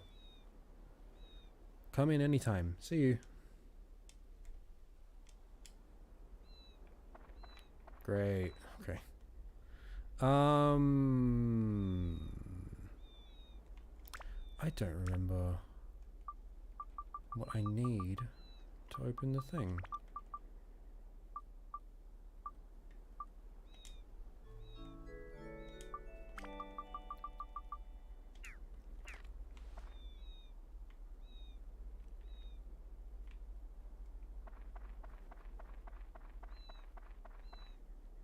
I think I need to just talk to the guy again.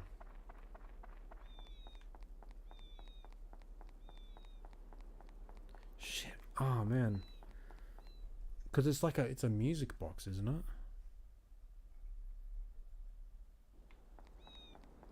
We enjoying video gaming? Yeah, it's pretty good. Good to see you, Recon. How you doing?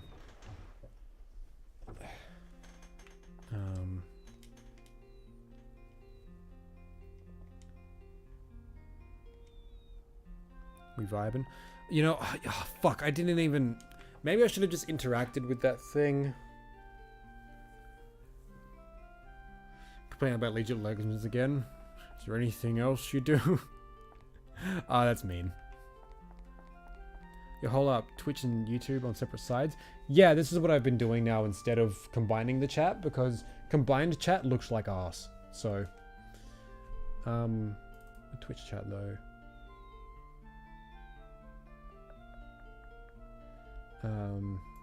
Yeah. I think it's fine as it is.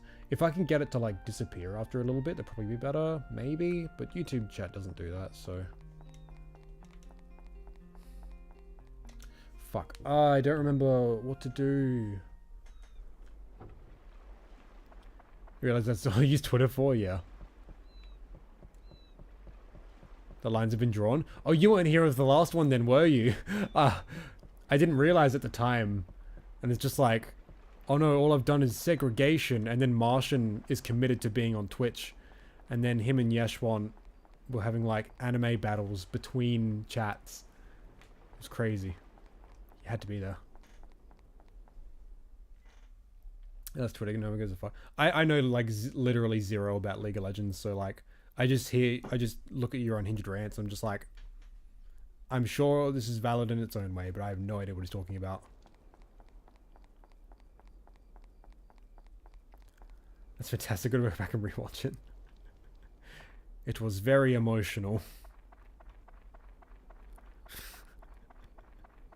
Fuck's sake. Helps me not punch my monitor, yeah. You could just like not play the game. Okay, shit. I don't actually remember what to do. Let me talk to this guy again. It's an addiction, yeah. Well, I think a healthier addiction is my Microsoft Solitaire collection. That's my addiction.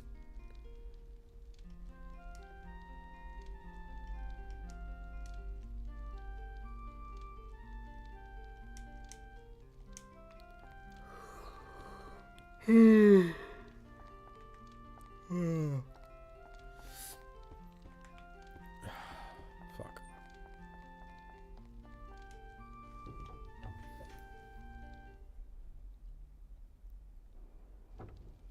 I really should have interacted with the thing on the wall, because I think I just need to like interact with that for the quest line to activate. Shit. All right, I'm just gonna save. I'm only grinding hard. I'm only hard grinding right now because I'm so close to my goal. I mean, that's fair. For me, I don't play like any online game because I never grew up playing online games because I never had internet, so it was never something that like, I don't know, it just doesn't appeal to me right now. But like, I'm kind of glad I don't, because like, I can guarantee like games like that is just like, you get to a point where it's just like not fun, but you just do it because you feel like you have to. So I don't want to get to that point with any kind of video game. That's kind of how I got with Jack, except like with online, there's like that competitive angle. So, all right, I'm just gonna like speed through here and try and find. Wait, was that Sam? Nope, it was that guy. Contrary to my Twitter, I actually kind of have a lot of fun with it still. Well, that's good. I get pissed off with the old game. A lot of fun with it. I mean, as long as you're still having fun, but... Ah, Jesus. But it's like... I don't know, I can't really see myself having fun. It's something that pisses me off so hard, you know? Though, then again, I did do Jack Deathless, so...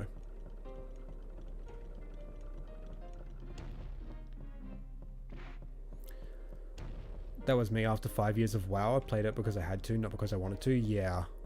I never like want to get to that point with a video game. So I'm kind of glad I never really played online games when I was younger. Especially in high school. Okay, so... There is a music box. I don't have anything for it. Foundation. Nope. That's how I feel with Jack right now myself, actually. I just feel burnt out with it. You and me both, my friend. Except my entire fucking channel is, you know, been based on it, so whenever I do anything else, no one cares. Which is why these streams get, like, almost no viewers. But, it's not a big deal.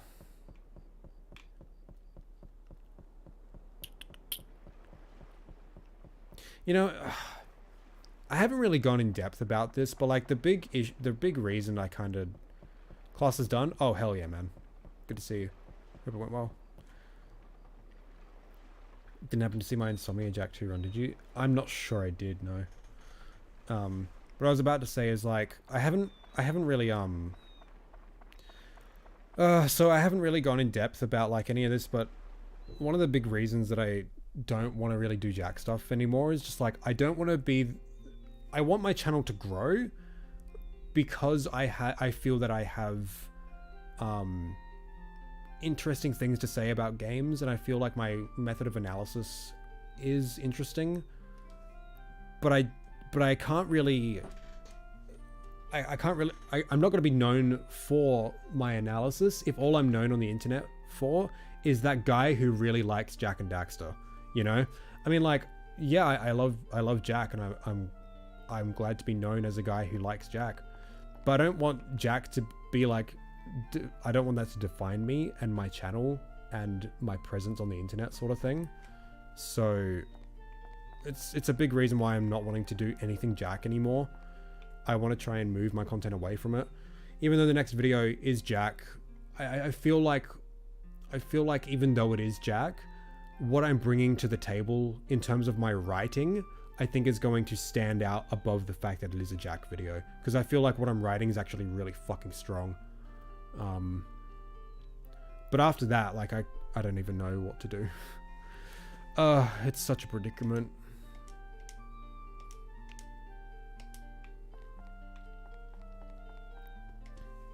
Understandable, dude. I adore scripted content like that. Could binge them all day. I love what you do with Jack. Interested to see what you can do with others. But like you say, you're known for Jack. Yeah, it's I love Jack, and I always will. But it's like, you know, it's kind of who I am on the internet. You know, that guy who really likes Jack.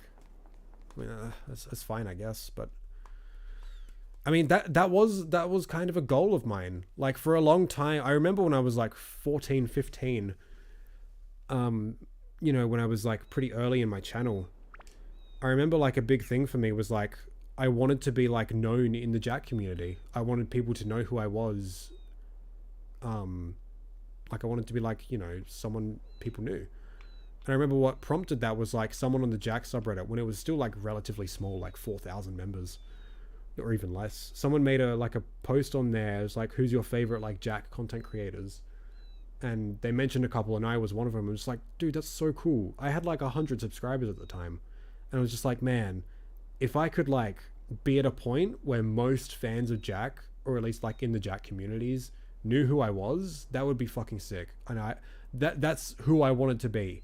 And when I finished high school and like fully committed a lot of time into the channel, my whole goal was to be a guy who made content about Jack and Daxter, and every time you come to my channel, you knew what you were getting. I wanted to make the kind of content that I would have loved to have seen as a Jack fan, and that's what I did for a long time. 2019, I grinded out so much Jack and Daxter content. It was actually crazy. I burnt myself out really hard doing it though, and but yeah, like I kind of achieved what I wanted to with this channel. But now that I have achieved it, I feel like the last, like the pinnacle of my time as a Jack YouTuber sort of thing was the iceberg video that I released for Jack Month. I feel like that was like the height. And it's just like, all right, I'm here, and I achieved what I wanted to do. To the point where like Naughty Dog recognized our efforts with Jack Month. Andy Gavin commented on my fucking iceberg video. Like what else can I do, you know? Like, but it's just, I'm at the point now where it's just like, all right, I guess I'm ready to move on. But like, it's so hard. Because like my entire audience is like really only here for Jack content, because that's what I've like conditioned them to expect from me. Yeah, I feel like the big video project where I like play every game ever will be a cool way to be able to transition away from Jack content, but I'm not really in a position to start that project right now. I've got uni to work on, and the research for that is taking a long time. I have been working on it a little bit, but once I finish this Boggy Swamp video, I don't really know if I want to finish the Jack analysis because I don't think I'm going to have anything super duper substantial to say about any other level. Um, aside from Boggy, but it's also like I don't really want to work on any Jack videos after I finish this one. But in the meantime, like while I've been working on this Boggy video, I've been trying to like think of ideas for videos I could make in the meantime, just like smaller ones. I really can't like think of anything. Like there's so many other games that I really really love and I'd love to talk about, but I don't really know how to approach talking about them, you know?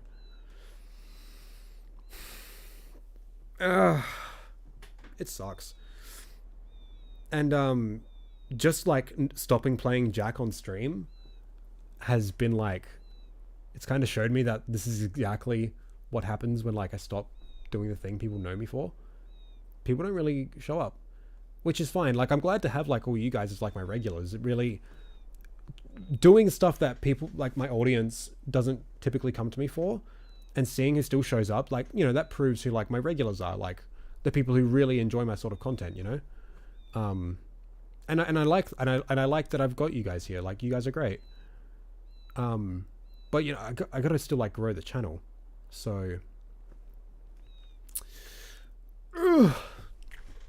yeah, I'm actually kind of glad my Klonoa video did as well as it did. Like it's sitting at like just under 5k views, which, you know, isn't a lot. Certainly not my fucking iceberg video levels, but I wasn't expecting it to be. But that's a good amount of views. I put a lot of work into that video. I'm still really proud of it. Anyway, that's my existential rant over. I'll just read what you guys have been writing. I didn't read it as you were writing it. Yeah, that actually, yeah, Yeshwan, that's kind of exactly what I want to do. Like, have Jack branding on my channel, but not make content about it, like Mystic. That's something I really love about him. Like, he's like a huge channel that talks about PlayStation stuff, but like Jack is always in his background, sort of thing. Like, he's always like got Jack on the PS, like Jack 2 on the PS5 in his back on his TV in his background, and he's still got Jack in his banner, and that's like his profile picture. Like, I love that. Like, just as a Jack fan, like like knowing that, like, hey, this guy gets it. I think that is how I want to approach my channel moving past Jack, is just keep it kind of part of my core brand, but not in a content level, you know. But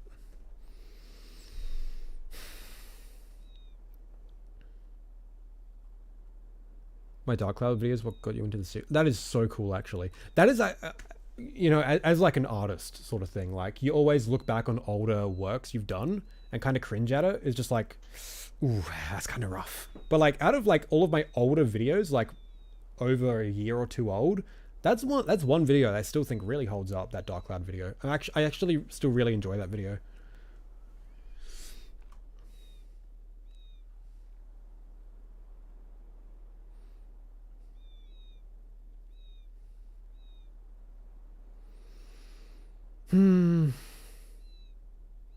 Oh yeah, Yeshwan. Yeah, don't stress too much about that bit of the Boggy script. I went back to it. I think I have like a small niggling issue with it, but I think as it is, I think it's okay for the script, to be honest. But I just got to sit myself down and get working on the next portion of the script. Oh wait, today's a public holiday. Shit, I forgot. So no one's going to work or school today. So no one's going to be up right now. Ugh. Alright, I'm going to quickly go make some food. It'll take me like literally like a minute or two. Alright, we're back in a sec. Yeah, I'd love to get into voice chat sometime. I'm currently figuring out my sleep schedule, so like I'll be awake when you are, but I'll be back in one sec. Let me just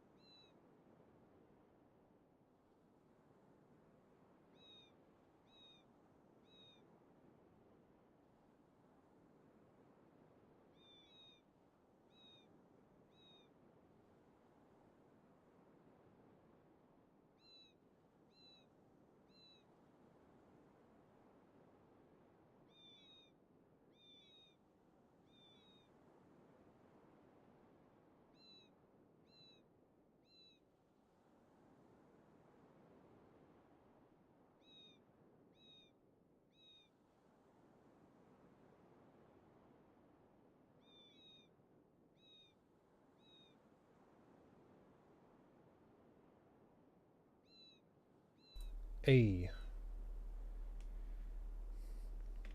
Gotta work. Should never have volunteered. Oh, you gotta go, my guy. That's all good.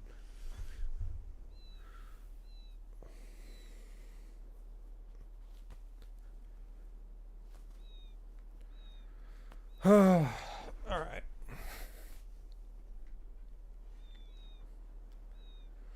So, I got these So these are like fritter bite things.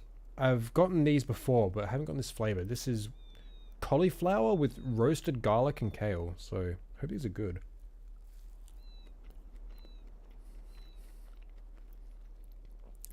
Yep, these are really good. Fucking hell.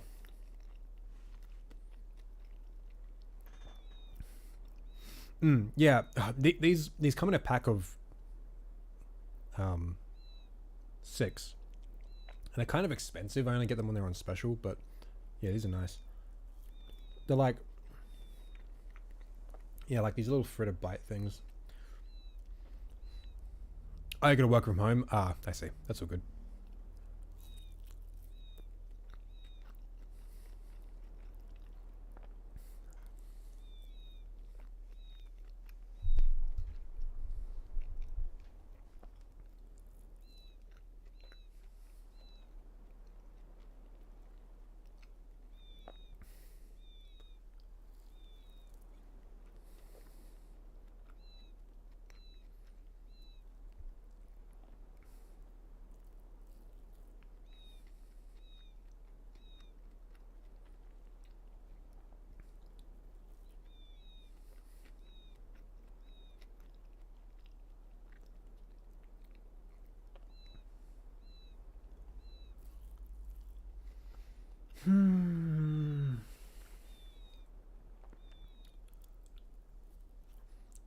Man, it's really hard coming up with ideas for videos. I really have no idea what to do.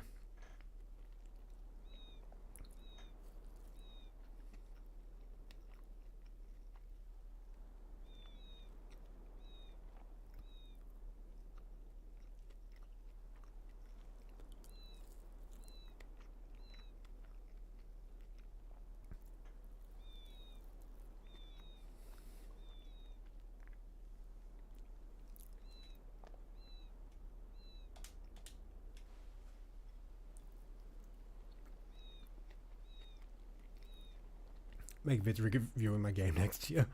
I'll definitely give it a look, man. It looks really cool.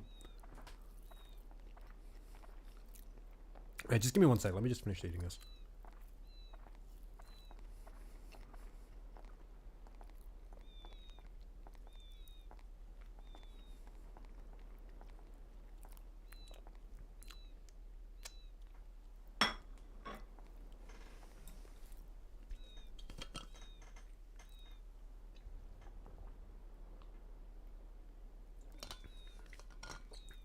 My problem with coming up with ideas for videos and stuff is I don't really like doing just like, you know, a by the books game review where it's like I play through a game and I just like give my thoughts, or it's like, you know, oh, the gameplay systems are this, here's the basic gist of the story, it was fun, graphics good, music good. You know, it's kind of like anyone can really do that. What I really love about my Dark Cloud video, and what I wish I could do more, is take a game I really like and explore a certain angle of it or a certain aspect that I really appreciate and focus on that. In the Dark Cloud video, what I based it around was this like balance between really stressful dungeon crawling and really chill town building, and how blending those together makes for a really cool and interesting game. And that's why I still really like that video. I think I did really well on that video. And like that core, like that thesis is what I really like about it. But like, I don't know what to talk about with most games. Like for instance, like the Alice games, some of like my new favorites. Like I fucking love these games, but like I have no idea like what I would make a video about them on, you know? Because like Alice is really interesting because like there's obviously like the thematic psychological elements of it, and there's a lot to talk about there, but I'm not really qualified to talk about that. Not only from a narrative point of view, but also from like, you know, a mental health point of view sort of thing. So do I talk about the gameplay? But it's just like, well, it exists, it's good. I don't know. It's that's what I love about the Boggy script so far. It's not a by the books review. Me too. That's why I'm really excited about it, because I'm doing something unique with it, you know. But I feel like the only reason I'm able to write this script as well as I am is because I'm so intimately familiar with Jack, you know, where it's like I can talk like this about this game, you know. That's exactly why I used it as a reference while getting into the series. It's 100% hooked me. Yeah, and stuff like that is what I really love, because like if you make a statement about a game, about something it does really well and how it stands out, that makes for good video content. Just reviewing the game isn't really interesting, at least not to me, you know. Man, I gotta really figure out how to progress. I can't remember. Yeah.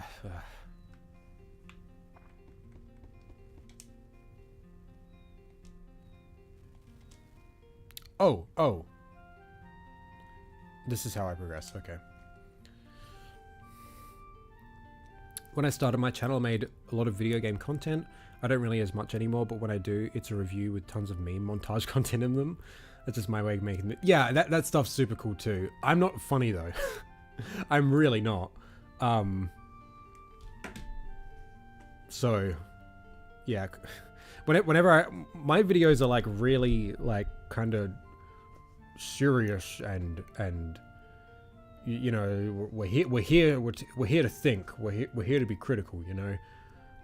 No room for fun.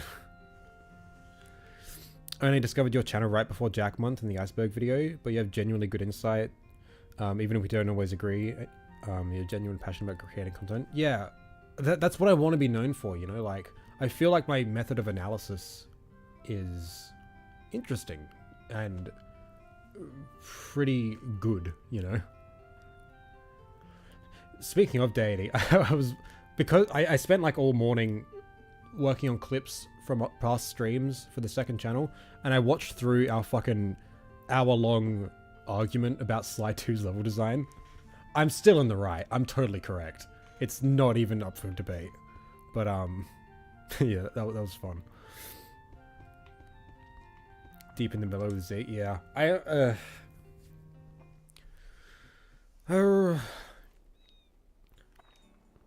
I'm trying really hard with this Boggy script to like broaden my range of expression in scripted content, especially in my voice delivery, because like in all my videos I've really made, everything is like I you know, I present myself as like really serious sort of thing, you know. So I can't remember if you disliked your hidden depth of Jack 2 or not, but I thought your breakdown of game mechanics with examples were genuinely insightful. I do like the fact that is what I focus on in that video, but I have problems with the actual writing of it. That's like that example kind of goes hand in hand with Dark Cloud, with the kind of content I like, where it's like you know, I take an aspect of a game and talk about that in depth. I just have issues with how I went about it with that video.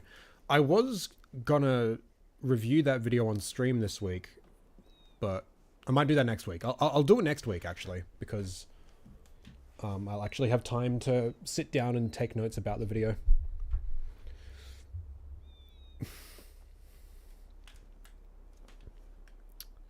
Glad I could help generate good content. I still haven't touched it.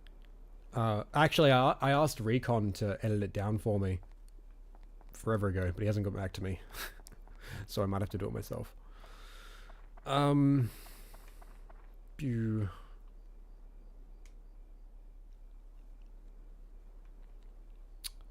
All right.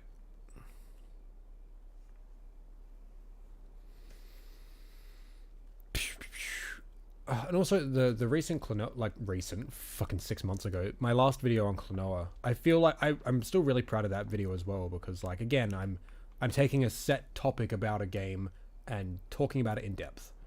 And yeah, I really am proud of that video still. It's kind of dated now that Fantasy Reverie is out, which is probably why like no one's watching it anymore. But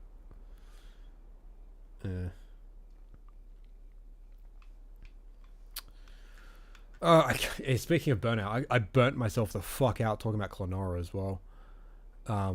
Especially with just how negative I've been with the whole thing. Not that I think that negativity is unwarranted. It's just I hate being so negative, and the whole Klonoa thing just depressed the fuck out of me. So yeah. Alright, let's do this again. Oh wait, Big Wrestleman, you weren't here for this, were you? Okay, well, she's here to tell my fortune, and I want to know, where is the man whom the Queen loved?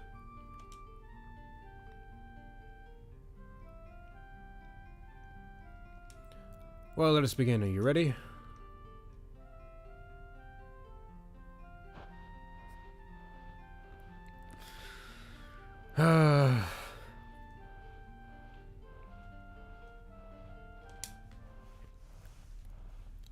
Maybe we should write a song about that.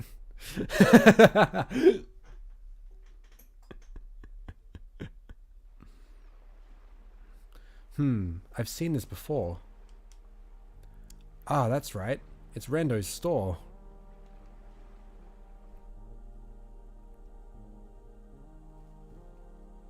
It wasn't Rando who eloped with the Queen, was it? No, that's impossible. It was 100 years ago. He couldn't be that old. Something's glowing. What is it?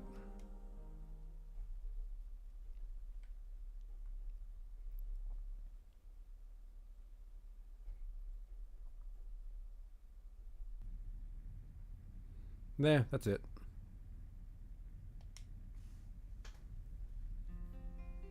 Cool. Ah, man, the story in this village is so sad. I really like it.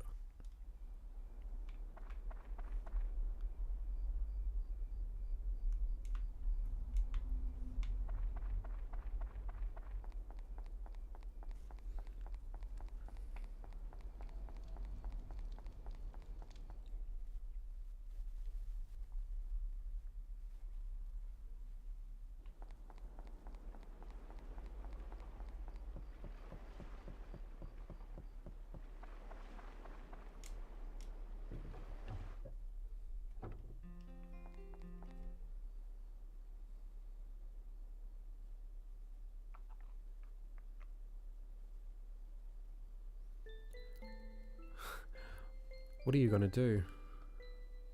I'm gonna put this paper in this music box, then lock it. This box is our promise to each other. You keep the music box, and I keep the key. It takes both of us to open this music box, and without us both, we can't read the message inside. What did you write? Ah, that's a secret. When we finally join as one forever, that's when we'll open this once again.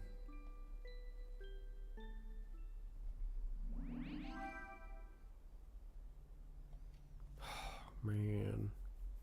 What are you gonna do? I'm gonna ask Zeke to play Jack Chipriot. She's so good at Sparks of Vision. Jesus.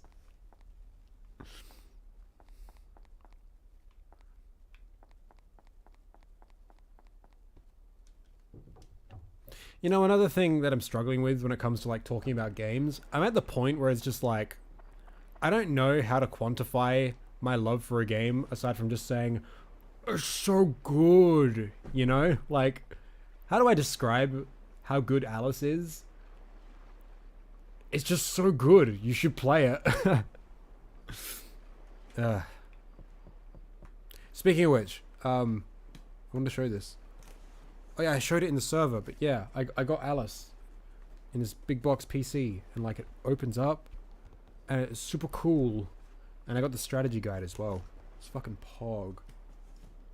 Cost me way too much money, but I got it. It's a fucking terrific game. Ooh, sneaky. Both American McGee and Madness Returns are so amazing. I know. Oh, I've been wanting to replay Madness Returns, but it's like I want to play it on PC, but my PC sucks. Nerd. Psh. Man, you weren't even here to see me cry about my channel sucking. Love big box PC games. Yeah, well, yeah, this whole section here of my shelf. Well, I've got Alice here, and then behind it I've got Legend of Heroes, and then next to it I've got Gurumin, and then I've got big box PS Vita games of the Legend of Heroes trilogy. But yeah.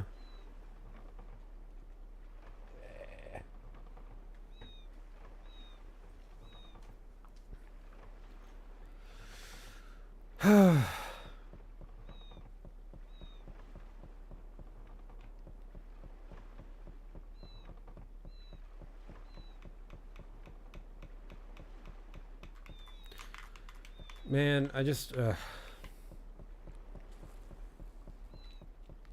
get this fucking Boggy Swamp video done.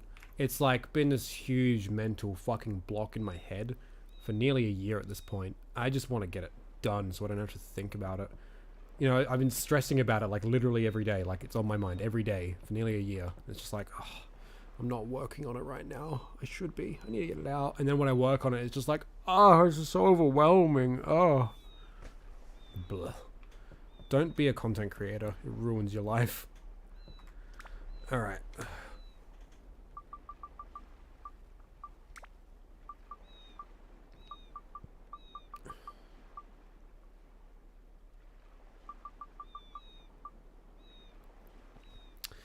Alright, I gotta head out. Go home and do some homework. It was really great chilling out. See you guys later. Alright, no worries, man. Have a good one. Thanks for dropping by again. Okay. I should buy some more cheese.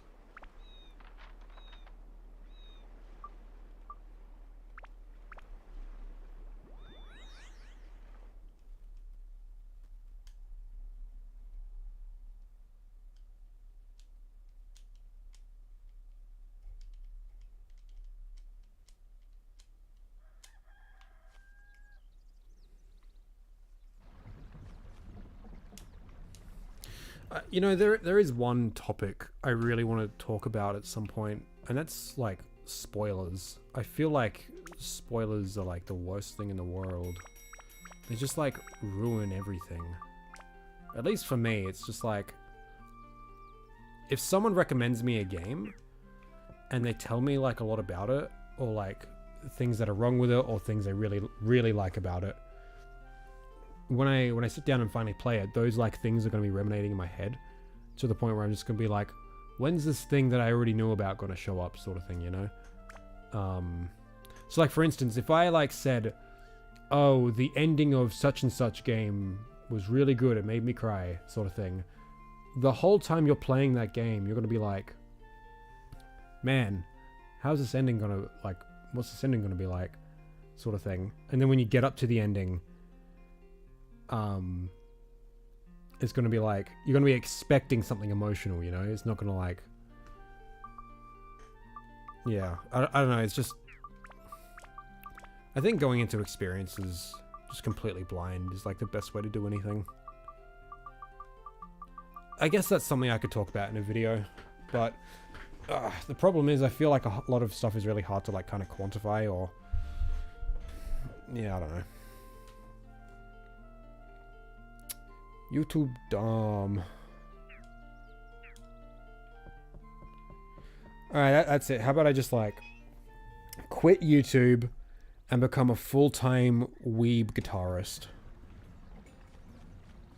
I think that's the only reasonable path forwards. Different context, but One Piece spoilers came out 3 to 4 days early before the latest chapter. It's disgusting. I don't know how it happens. Yeah. Well, it's not even like, you know, like... I consider, like, literally everything a spoiler, right? So, like, it's not just, like... stuff that happens in the plot that you don't know about. And, like, you... when you haven't, like, played something and, like, someone, like, tells you stuff about it, you're going to be thinking about it. So, for instance, if I said in a Dark Cloud review, I was literally just thinking about this before, like... what prompted me talking about this was like thinking maybe I could do another Dark Cloud video, but like actually like go more in depth about the whole game sort of thing. If I was to like do a review and I just said, oh, and this chapter 3 Queens, like I was just thinking about how each village has its own like self-contained like little narrative, and if I said Queens is my favorite, you'd go into that expecting it to be like either really good, or if you're a cynical fuck like I am a lot of the time, you'll go into it being like, okay, let's see how good it really is. Let's see if it's going to be my favorite sort of thing. Instead of just like going into it and just like letting the game like show you what it's all about, you know? I don't mind spoilers at all. I normally don't like surprises, so if someone tells me what to expect, I have an idea about whether I'll like it or not, even if I disagree with their opinions on it. Well, I think it's a lot better to go into any kind of art with like an open mind, and just like being open to what like it's... So for instance, like with Jak 2, a lot of people are just going to be like telling you what it's all about. Like it's a mishmash of mechanics and genres, and you like just like hearing about it to like a newcomer, they'd be like, what the fuck? It sounds stupid as shit. And then they'd play it and be like, oh, what the hell? Yeah, this is dumb. Like you're being primed to have an opinion on it, sort of thing. But if you just go into it and you're not told anything about it, you can like have that like those genuine like reactions to a piece of art and be like, oh, damn, you know? It's like, alright,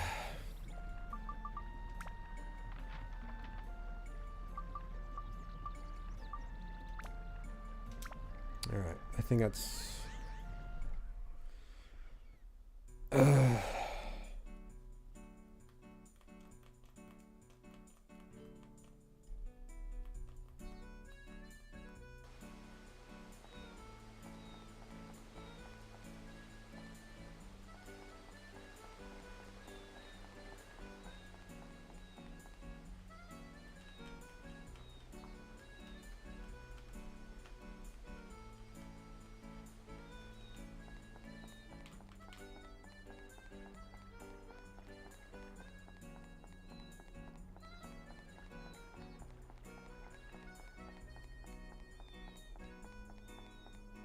And the chest here, okay.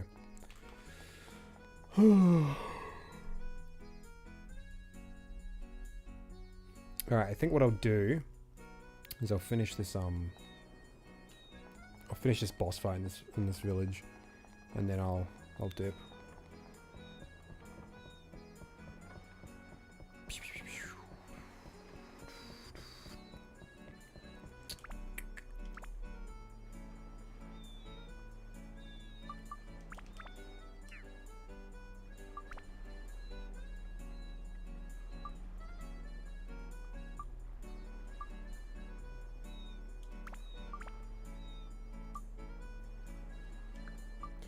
Oh, no fire. Shit, hold on.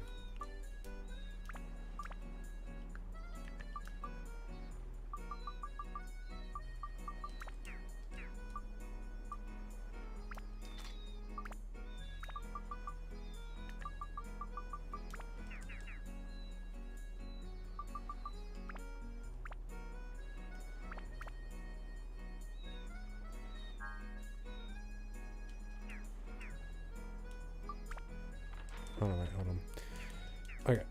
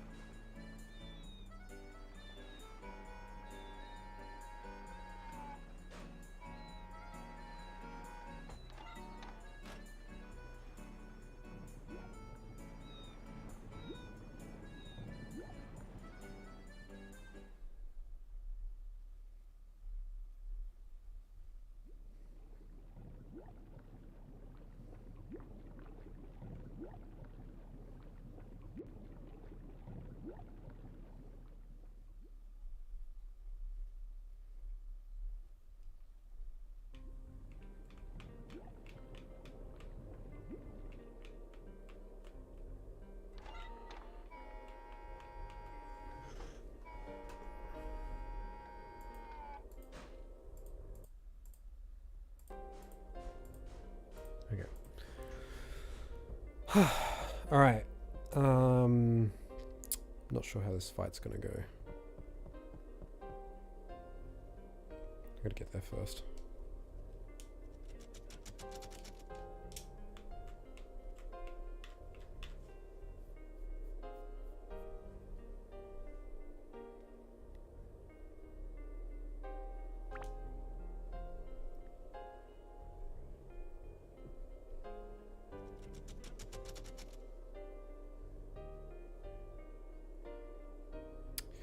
I probably wouldn't have tried Dark Souls years ago if I hadn't watched writing on Games' video on how it helped him cope with suicidal depression. That's fair, yeah. I mean, like, there's plenty of games I wouldn't have found out about or played if I hadn't watched a review or, like, you know, heard things about it. But that's just kind of... it's just kind of how we are, like...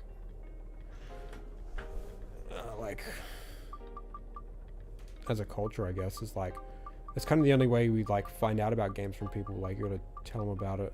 Well, like, you know, word of mouth has obviously like always been a thing, but if I hadn't have seen it through that lens, I wouldn't have gotten as much out of it, I suppose. But I feel like, not to like discredit how you felt or anything, but for me, it's like I'm not gonna get a whole lot out of it unless I come to that realization myself, sort of thing, you know? So, for example, this is gonna sound really dumb, but the anime K-On! Actually really helped me, like... well, here's spoilers, I guess. The anime K-On! Really helped me, like, come to terms with the fact that, like, nothing lasts forever. Things end, and that's okay. And it's kind of the reason that I'm just, like, totally done with, like, wanting anything new Jack. Because it just can't... I just realized, like, you know... not everything goes on forever. And that's okay. Just, like... gotta think of the good times. Might not be as serious as something like, you know, suicidal depression, of course. But Jack's a huge part of my life. So... but again, like, me like... saying that, what I got out of that anime, I've now kind of like, I've kind of spoiled what like the central theme is. And so now when you watch that, if you're a newcomer hearing it from me, you're going to be like watching it expecting to like, you know, expecting something like that is going to happen. Whereas for me, the reason that like it resonated with me so much is I wasn't expecting this sort of thing to come from this anime, you know, and that's something like getting something unexpected from a piece of media, I think is really like cool, and it makes you appreciate it a lot more when like I wasn't expecting that, and I really like that. But when you're expecting it, it's just like, oh yeah.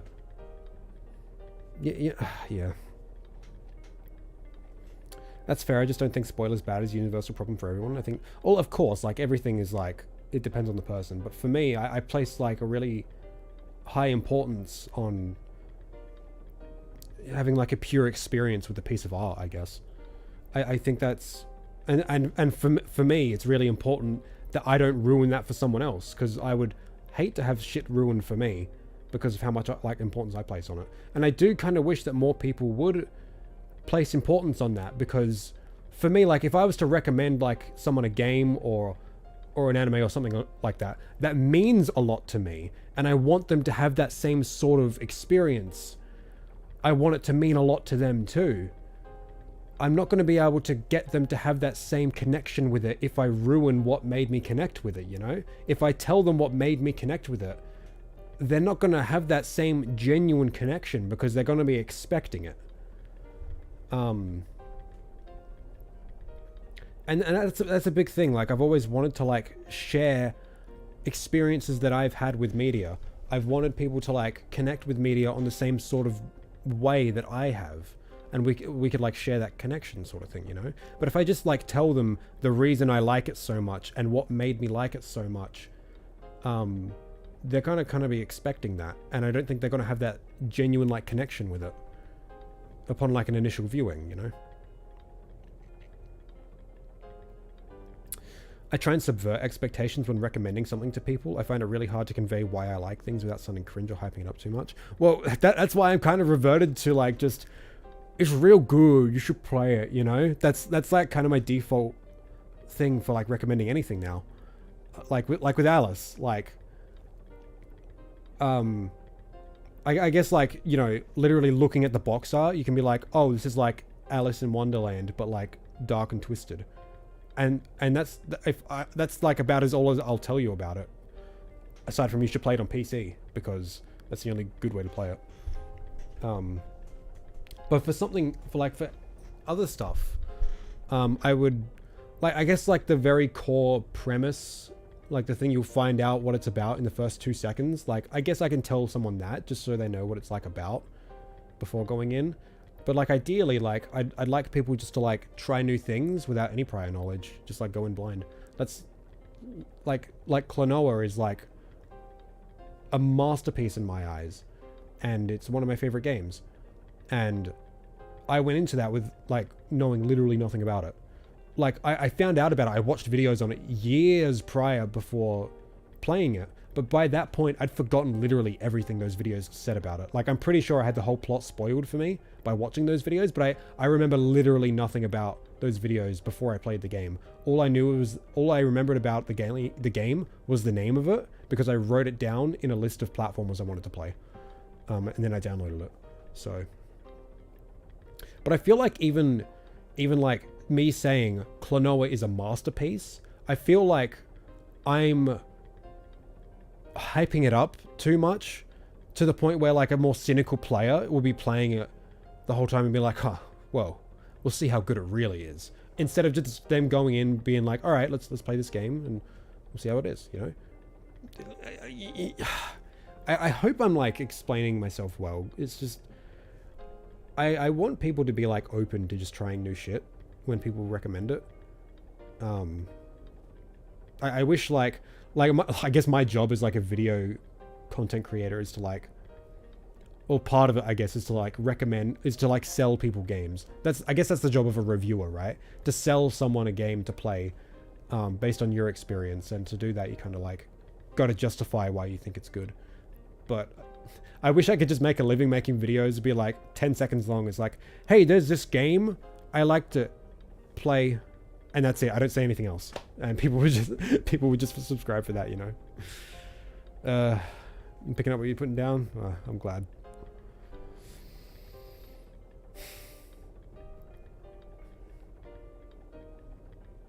Yeah,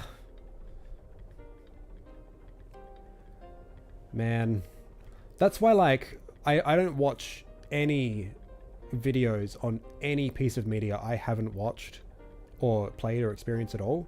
I only ever watch videos on games I've played or anime I've watched or whatever, you know. Big brain stream today. more like sinking into existential dread stream today. What is my preferred Rockstar game? I haven't really played any. The only ones I've played is Max Payne, but they didn't make that. They just published it back in the day. Max Payne's pretty dope. Yeah, I guess all this is to say, yeah, Jak 2 is the best Rockstar game. I guess all this is to say, this is my formal announcement that I am quitting YouTube. I never want to make another video ever again because I don't feel like I have any good ways of doing it. So, end of the stream. Bye, guys. No. Not even San Andreas at the time? No, I didn't. Well, at the time, I was like 3 years old when that game came out. So, no, I haven't really played any GTA games.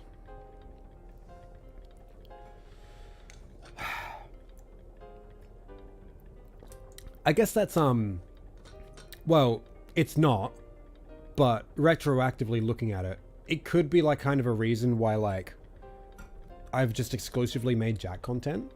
Cause like I've only made Jak content for Jak fans, you know? I haven't made it for people looking to get into the series. The content I've made has been made for people who are, you know, dedicated fans like I am. And that's what I always wanted to do, was like make content for hardcore Jak fans. And I think that's valuable. But I wouldn't want a newcomer to come across my videos and like have everything spoiled for them, you know? So like, yeah.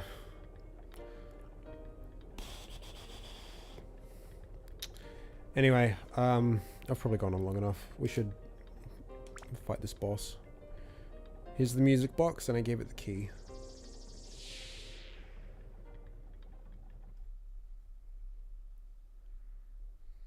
And you know what? This was like a really powerful moment when I first played this game. But like, you guys aren't gonna have that same experience, that like same reaction to this moment that I did when I first played this when I was like 14, 15. And that's kind of, it's just kind of sad to me, you know? I guess, right. Sire, I wonder how many years later that you'll be reading this. The opening of this music box signifies us overcoming our different status in society and joining as one. But I know that we would never be blessed by all to be together.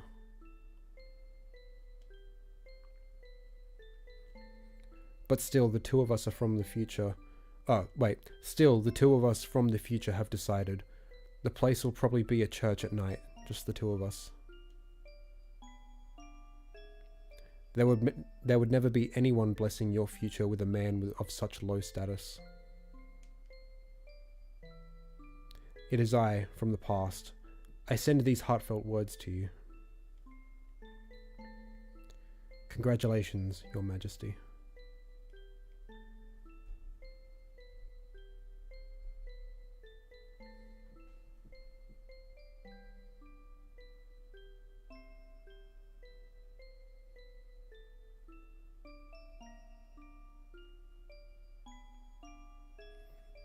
I've been waiting for you a long time.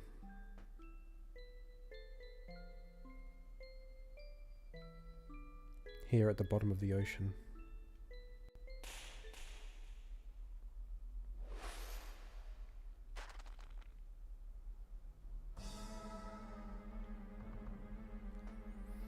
Oh, I just get fucking like goosebumps. I nearly started tearing up just then, man.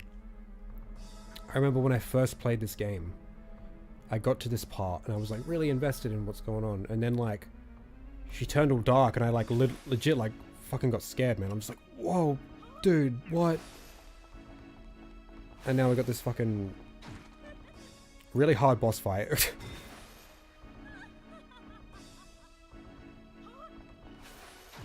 Fuck, I legit can't remember what to do. Oh god.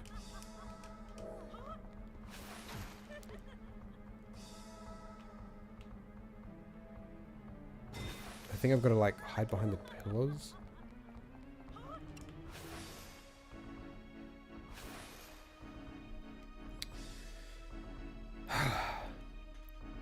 For me, it's the opposite. I grew really apathetic in the last few years, so I really need to know for sure if it's worth the effort.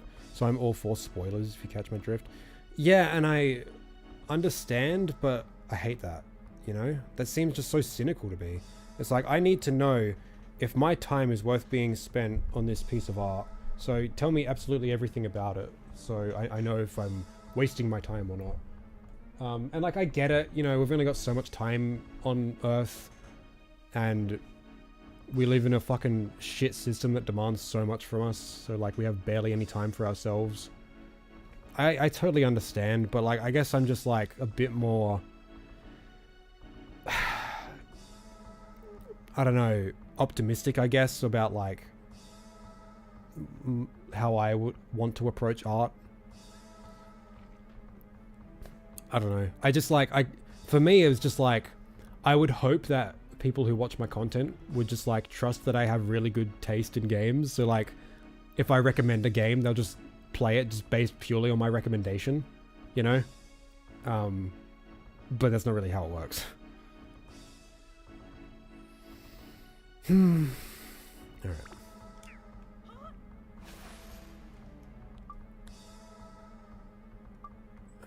So hey, Entitled Gem, how we doing?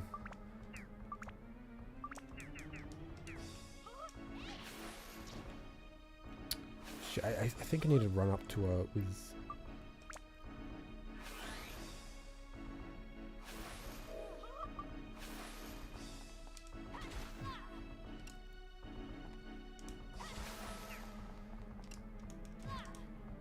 Alright, and then I switch to...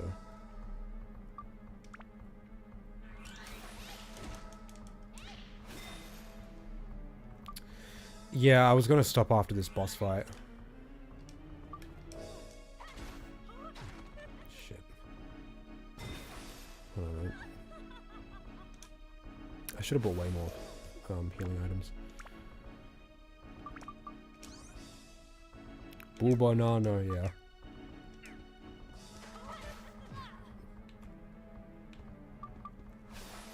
Okay, that's weird. I'm meant to be frozen right now.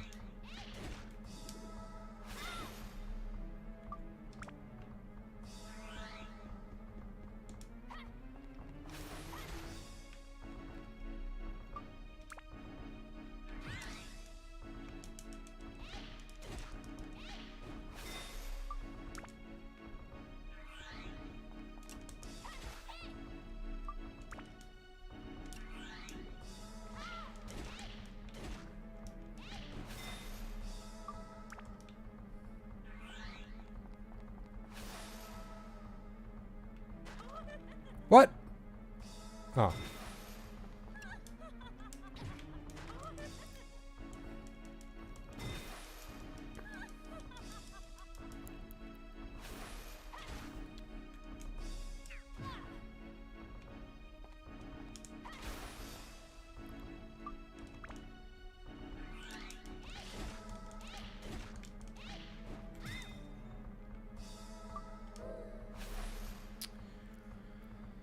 Yeah, we're being doomers today. Sorry.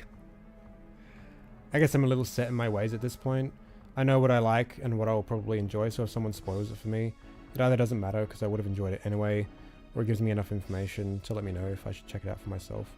Well, it's like, yeah, I kind of know what kind of games I'm going to enjoy, you know. Platformers and JRPGs are like my favorite genres, so. But I'd still like, if there's like, for instance, I haven't played Chrono Cross, but I wouldn't want someone spoiling it for me, you know? Well, I guess that's a game I do want to play. If someone recommends me a JRPG, they say it's good, and I've never heard of it, I would still want to go into that, you know, blind. I wouldn't want them to like tell me like, oh, what it's all about, all the different things that it's got, what the story has and everything, because like, you know, I'd still want to go into it blind, even if I don't know if it's that good, you know. Because like I just, man, I feel really sad right now. Hey Pirate, how we doing? So you like writing, which is your preferred medium to discover a story? Books, movies, music, comics, etc. I think everything's valid.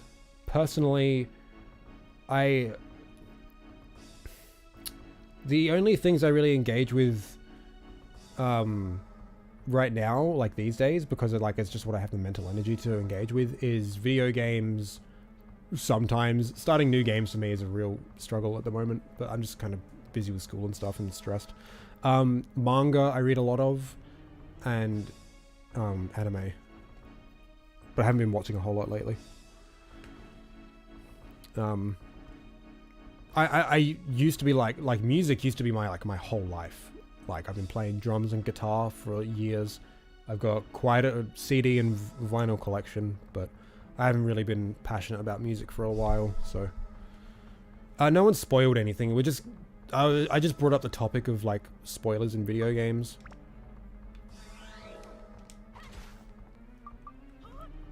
Shit.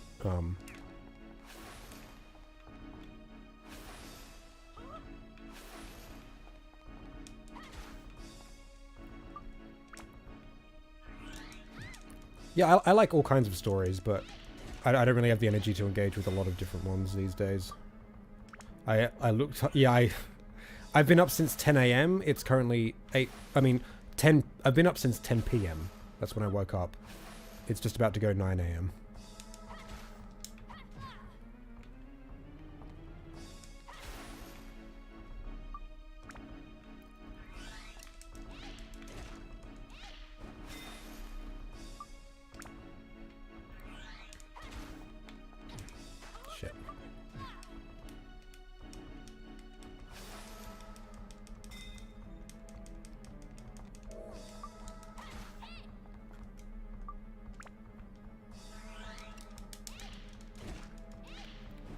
I wish our thing was faster.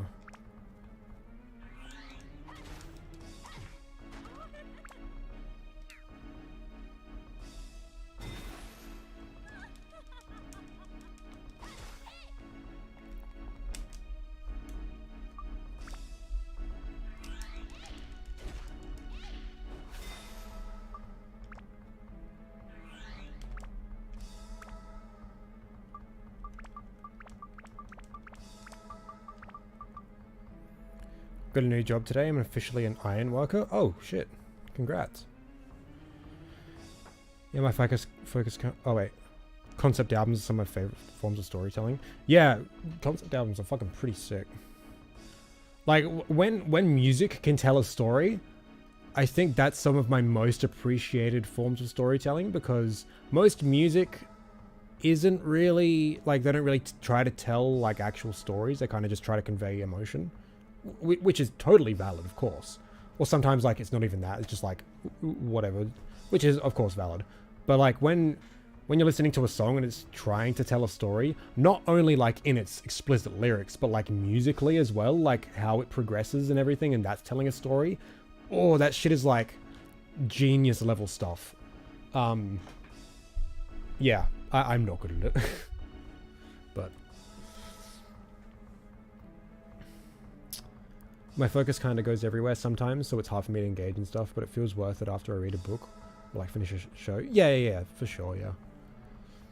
The other great thing about the human mind is that we have different views about what happens in our lives at different times. Yeah.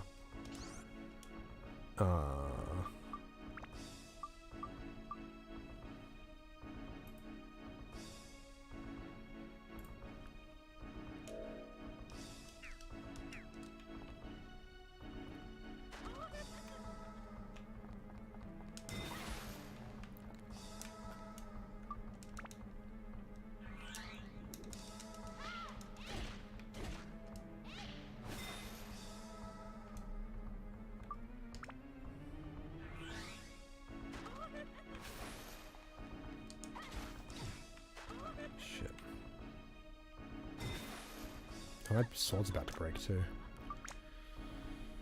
So even if someone spoils something for you and you're left with a really strong opinion, in a few years you might go in with a fresh perspective due to the passage of time in your... Well, yeah, that's kind of what happened with me and Klonoa. I probably had the whole thing spoiled for me, but, like, just as time went on, I just completely forgot about everything I knew about it. Except for the vague, like, you know, the vague notion that it was a good game, you know.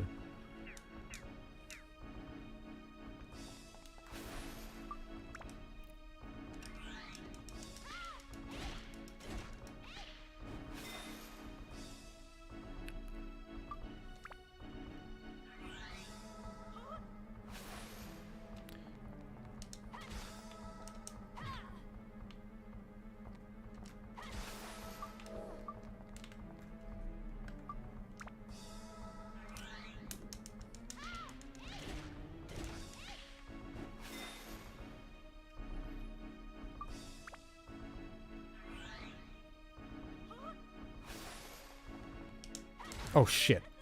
He followed me.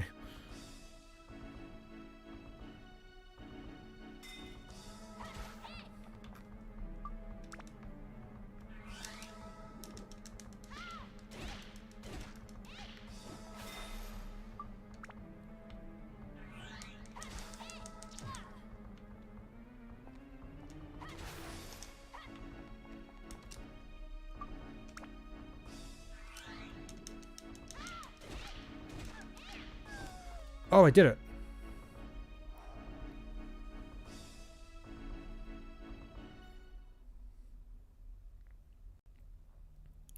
Okay. Sometimes I like being spoiled for things because it makes me want to watch, read, play it more. I don't know why that is. I guess if it's in a plot sense, I get intrigued about how to lead up to that spoil point. Yeah, I hate that. I'd much rather just, like, experience that on my own because, you know, once it has been... Wait, would I write hentais as a full-time job? Well, it's every hentai has the exact same plot, so if I can get paid for writing it, then sure. I'm not good at drawing, though. An odd question, but sure.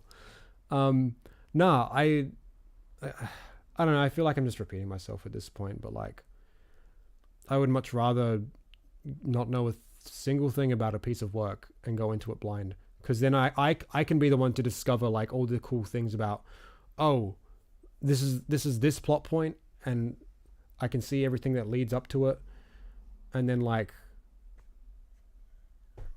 yeah, I don't know. Are you using Twitch more? Should I just stick to YouTube? Oh, it's totally up to you. I'm just using both to like kind of broaden the audience sort of thing. No one lately's been using Twitch, so yeah, it's not a big deal. Having a vague notion of what to expect is very different than having the entire story spoiled for you and being told what to expect, but even then it might not matter.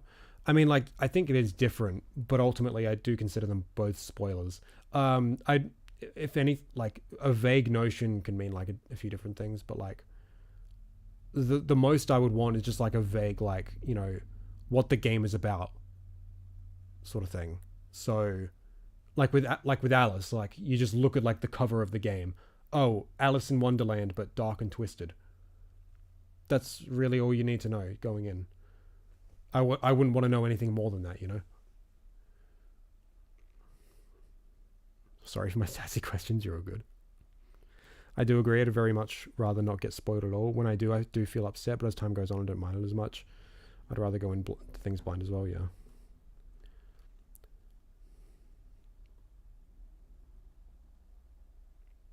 I grew up hearing about Final Fantasy VII my entire life, but I didn't play it till I was an adult, yet still became one of my favorite games of all time. Yeah, that's not really something you can help though, you know? Like something as like culturally significant as Final Fantasy VII, yeah, you're gonna be hearing a lot of like hearing that it's great, like a lot, you know.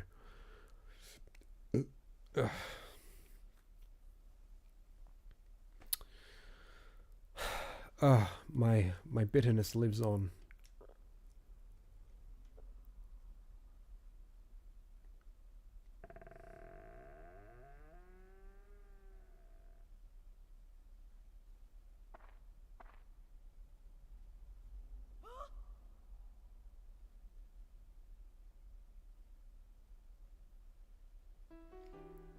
I've always wanted. I wish I was able to return to that day.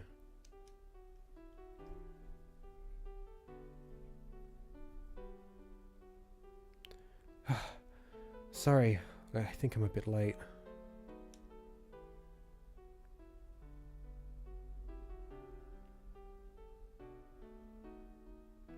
I immediately realized it was after you were gone. I realized it after you were gone. Eternal life. It was meaningless for me. I was waiting all along. I was certain. I thought surely you would come.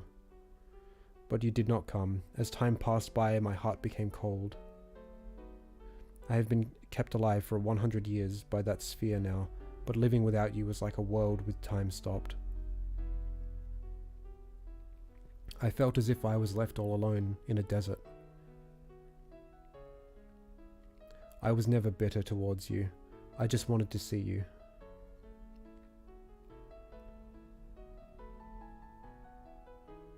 Just one more time.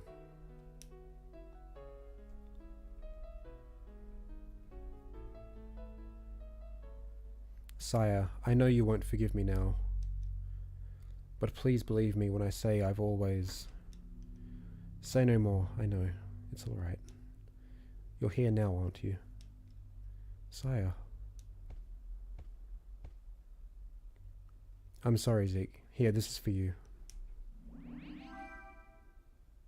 The moon orb. You were looking for it. A fruit vendor found it and gave it to me. I never needed it, but I kept quiet to lead you here. I suppose I ended up using you. I'm sorry. I needed you to win back Sire's heart. It's time for goodbyes. Thank you, Zeke.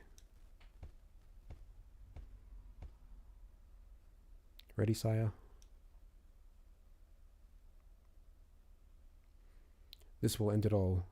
The end of a long, empty time. Let's go back together.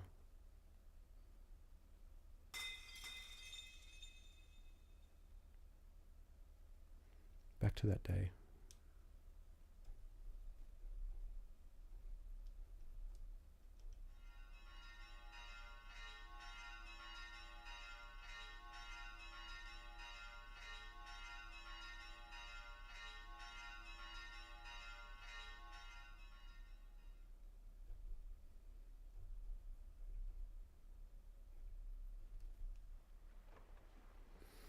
Man.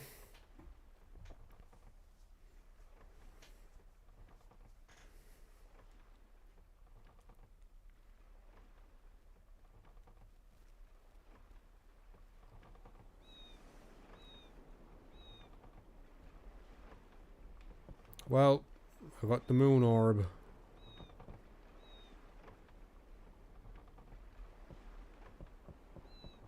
Is this the end? We're like halfway through the game.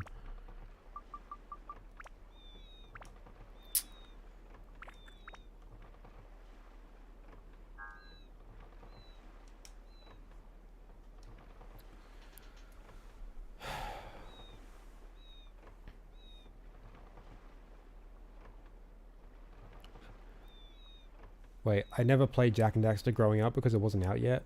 I am 50 years old. My grandmother showed it to me because she played it in the war. What? I can't tell if you're joking or not.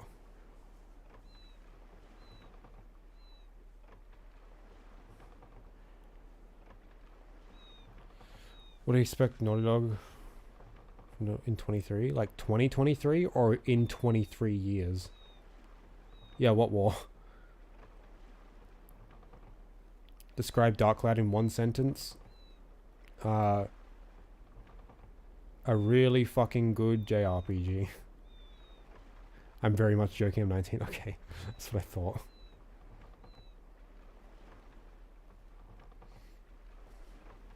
Dark Cloud, explore dungeons and build towns. Such melancholy feelings in this game, I love it. I know, me too! But again, I wish you guys could just play this on your own, you know? You know, one of the things I really love about this game is that it doesn't have voice acting. Because moments like that, where it's just text on screen, and these really, like, you know, sad moments with the fucking, like, excellent melancholic music with the piano and the music box. It's like... It, like, the way it delivers its story, I think, is really effective. Whereas, like, if it had, like, voice acting, you know, there's a potential for it to be, like, really bad. But even if it wasn't bad, I think this method of storytelling is pretty effective. You know? Can imagine the voices on your own. Yeah, well, there's that. But it's also, like, I just think reading really sad stuff that's happening is a way different experience than, like, listening to someone's voice say those things, you know? Like...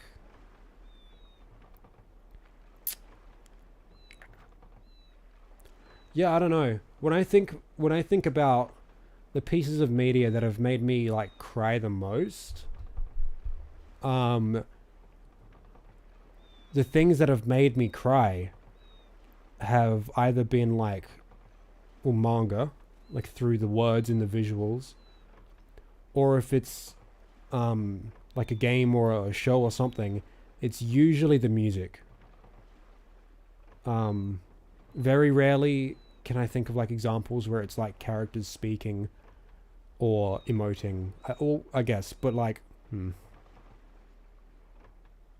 when I think of, like, the biggest things in my mind, it's usually I read it or it's something to do with the music.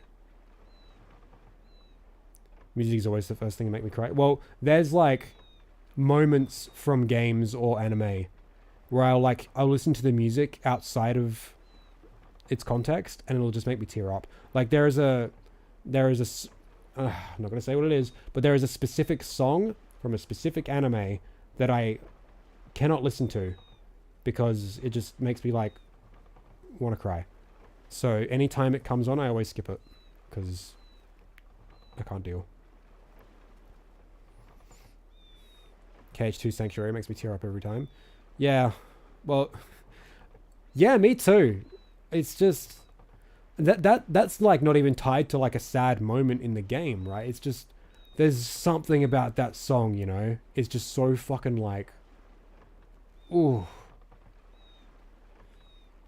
But there's a specific character's theme in 2 that makes me just, like, I just heard like the first like 3 notes in my head. I'm just like, oh no. Would you say Dark Cloud is underrated? Most people I hear play it really like it. So I don't know if it's underrated. It's definitely underappreciated because there isn't a whole lot of people who have played it or talk about it. So there's so much raw emotion behind it. You feel everything in that song. Yeah. Well, with Sanctuary in particular, it's also pretty nostalgic for me because Kingdom Hearts 2 was my first Kingdom Hearts game. And nostalgia itself is like a really melancholic feeling, right? Text also makes me cry when the writing is good. Yeah, exactly. Which is why like I really love like the story delivery in this game is all text, because I think text is really impactful and effective in ways that acting isn't. Just like there is ways that acting is more effective than others, you know? Take care of yourself. I appreciate it, Ryan. Thank you. You too. Why the anime always gotta be so sad? Yeah.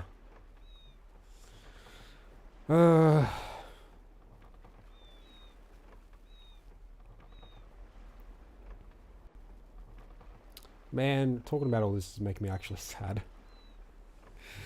You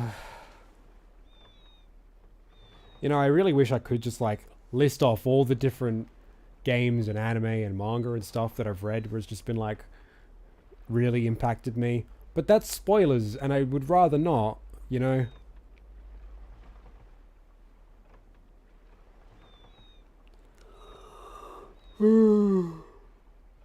Ugh, what do you want?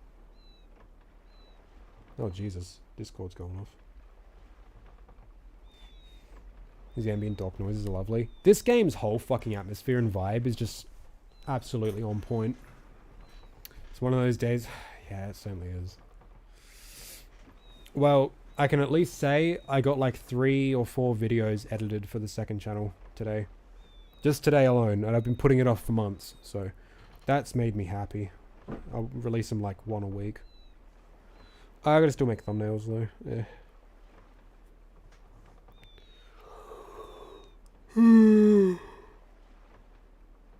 Oh.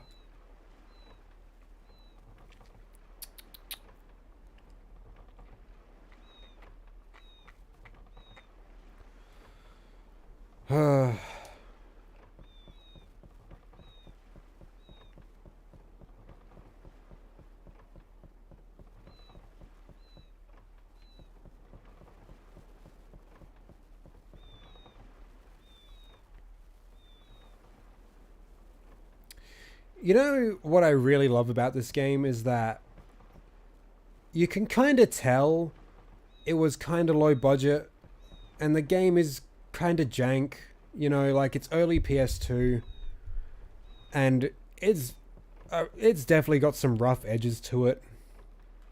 And there's a lot of kind of like tropes, I guess, in the story. Like, you know, oh, the queen fell in love with a commoner, but they knew that no one would accept their love. You know, that's, you know, it's like Aladdin, right? But it's like everything about this game, you can tell like it's coming from like a good place. Like this game has so much fucking heart. Everything about it is just so genuine. And it's just like because it takes itself so seriously, you know?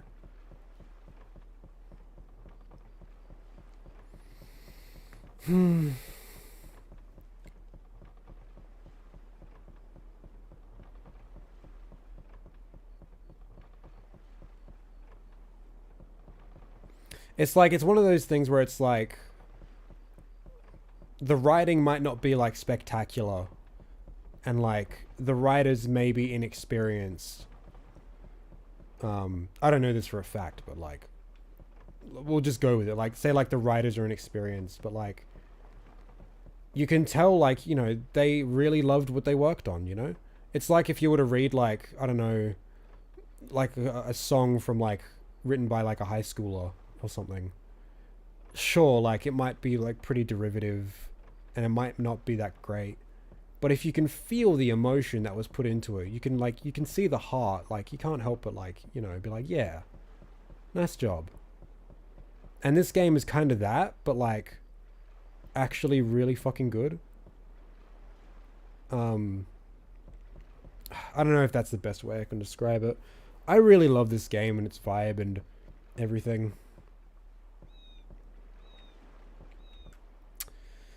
I don't know.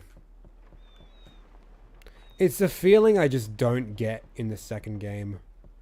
The second game feels more like a game, I guess. It feels more like, all right, we got this story now, and then like it's like this game has a story that like it's what's good about it is like, and like the reason like it sticks with you is because it makes you feel things, and it does it in like really simple ways, and it is a very simple game. Whereas the second one, it's like it's a lot more high budget. There's a lot more attention put into the writing and the characters and now it's got voice acting and stuff like that. And then like it's got like actual thematic things to think about. So it feels more like, you know, a piece of work. Whereas this one is just like, it just does its thing. I don't know. This is the thing. This is like things I would love to talk about in videos, but I have no fucking idea how to quantify what I'm feeling. Because it's all based on feeling, you know? There's a nice sweet spot where low budget and genuineness and charm meet. Yeah. How the fuck do I describe that in a fucking scripted video though, you know? Like when you say, like when I say this game has a lot of charm, what the fuck do I mean by that? When I say it feels genuine, how do I describe that? Being a writer sucks. I totally get what you're saying though, yeah.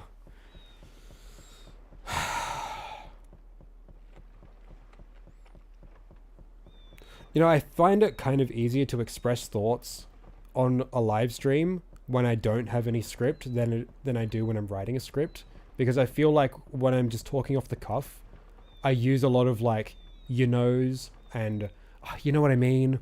Or like, it's just like, oh, you know, like stuff like that, just expressions like that, where it's just like, you get the vibe I'm putting down. But when I need to actually put shit into words that need to make sense and form like an argument and an opinion, it's just like, how the fuck do I do that? I find it so hard. There's just a human touch to it all. It feels like someone crafted it for you to experience it a certain way and not just to be consumed and moved on from. Yeah, like that human touch, I guess, is what you can kind of like, I guess it's like Dark Cloud 2, like the story and experience. It feels more like a lot more like other games and other stories and stuff, where it's like it was made and that's really all you can like glean from it. Whereas this game, it's just like you can feel that it was made by a small team, not a lot of budget, and you can imagine like what their work environment was like. You can imagine the kinds of talks they had because of like how small and like simple and jank it is. It's just like, and then like the story is just like, you know, it again, it's like kind of derivative and it's not like the best thing in the world, but it makes you feel shit. Fuck, I really don't know how to describe it. And these days just keep passing by. Ugh.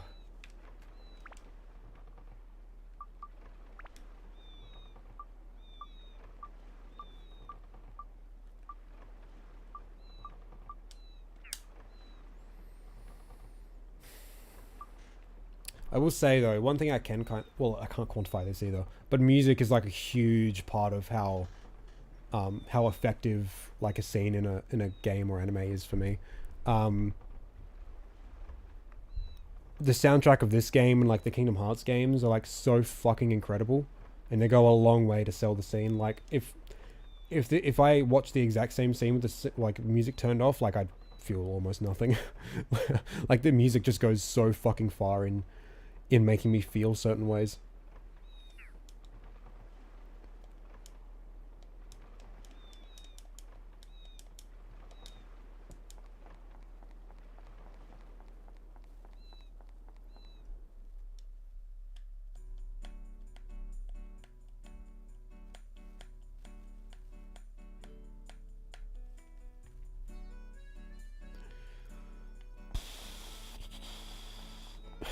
You know, it's kind of crazy, like, you know, this game is kind of like, you know, low budget, jank, etc., like I've been saying.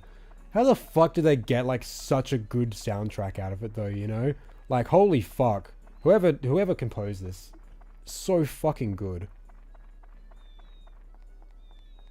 Like, not only, like, capturing all the different feelings they want you to feel, like, with, you know, the song we were just listening to. It's so, like, oh, fucking, it's so good. Like, seaside fucking merchant trading, like, you know, it's so, like, feel good and upbeat. And it's just fucking, ooh, so good. But then, like, you get to, like, those story scenes, like, we watched earlier with, like, you know, when it's, like, recounting, like, these emotional, like, events. It's just like, oh, it's got me right in the heart, dude. This is bullshit. Why are you doing this to me? All through the music. It's like, how the fuck did they get someone so talented working on this little game?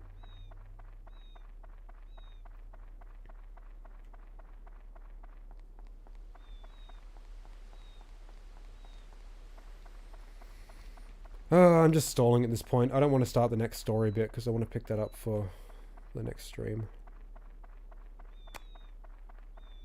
Oh, that's tomorrow. Shit.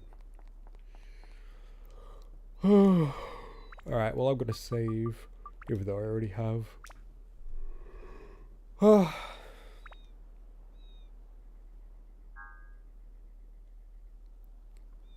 Alright, I'm going to get going. Sorry the time of this stream was really weird. I'll try and make it a bit better tomorrow. I'm just in the middle of resetting my sleep.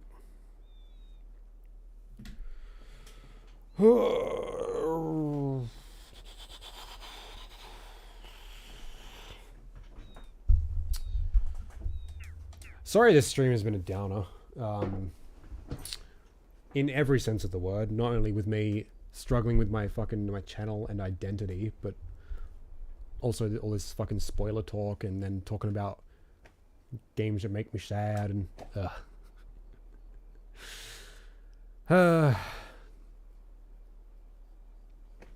Brr. Might try and have wait, Kane has work tomorrow. No he doesn't. No he doesn't. I'm an idiot. Might try and have Kane on tomorrow. Be a bit more feel good, I guess. Oh, but he hasn't gotten to this point in the game, so it'll be spoilers for him. Shit. Stupid asshole. Alright, I don't know. Thanks for coming, guys. Appreciate it. Hold on. To be honest, I feel like it's hard to write about stories that I care about because so much has already been said by others who have spent a lot more time analyzing. I feel that as way with certain games, like, what the fuck am I going to write about when it comes to Kingdom Hearts? I guess I guess there is some things that I do feel. Yeah, I don't know. Like, yeah, there's other games where it's just like I really love the game, but it's just like everything has been said about it, you know. So it's like, well, what the hell do I have to say? Like, the definitive reviews of the Alice games have been made. So by like a handful of people I can think of. Like, there's 3 creators who have made like stellar videos in all the Alice games, like both of them, and there's no way I'd be adding anything to the conversation. So, but well, for me, I more have a problem with just quantifying how I feel about it. Like the past like 20 minutes, I've just been like trying to get the words out about what it is about this game that I really, really love and how and why and how it's making me feel the ways it does. I couldn't do it. You just saw me stumble over my words. I'm a fucking dumbass. That's what I'm struggling with. So tell Kane I'll read more Kingdom when he reads more One Piece. Yeah, he's at like chapter like 370 or something of Kingdom. I don't know if he started reading One Piece, but he's watching it. But yeah, I'll make sure to tell him when he wakes up. All right, I should go. I do really appreciate these conversations, guys. Like, honestly, like, these conversations are what I like most about streaming. I don't stream to play games. I stream to have conversations with you guys. So I appreciate you guys sticking around and talking with me, because it's hard to like spark a conversation on my own. It's usually someone else instigates it and makes me think about it, and then I've got something to say. But yeah, later skater. Maybe I should go for a skate. No, I'm tired, and it's probably cold. I don't know. Anyway, I gotta go. Thanks for sticking around, guys. All right, bye.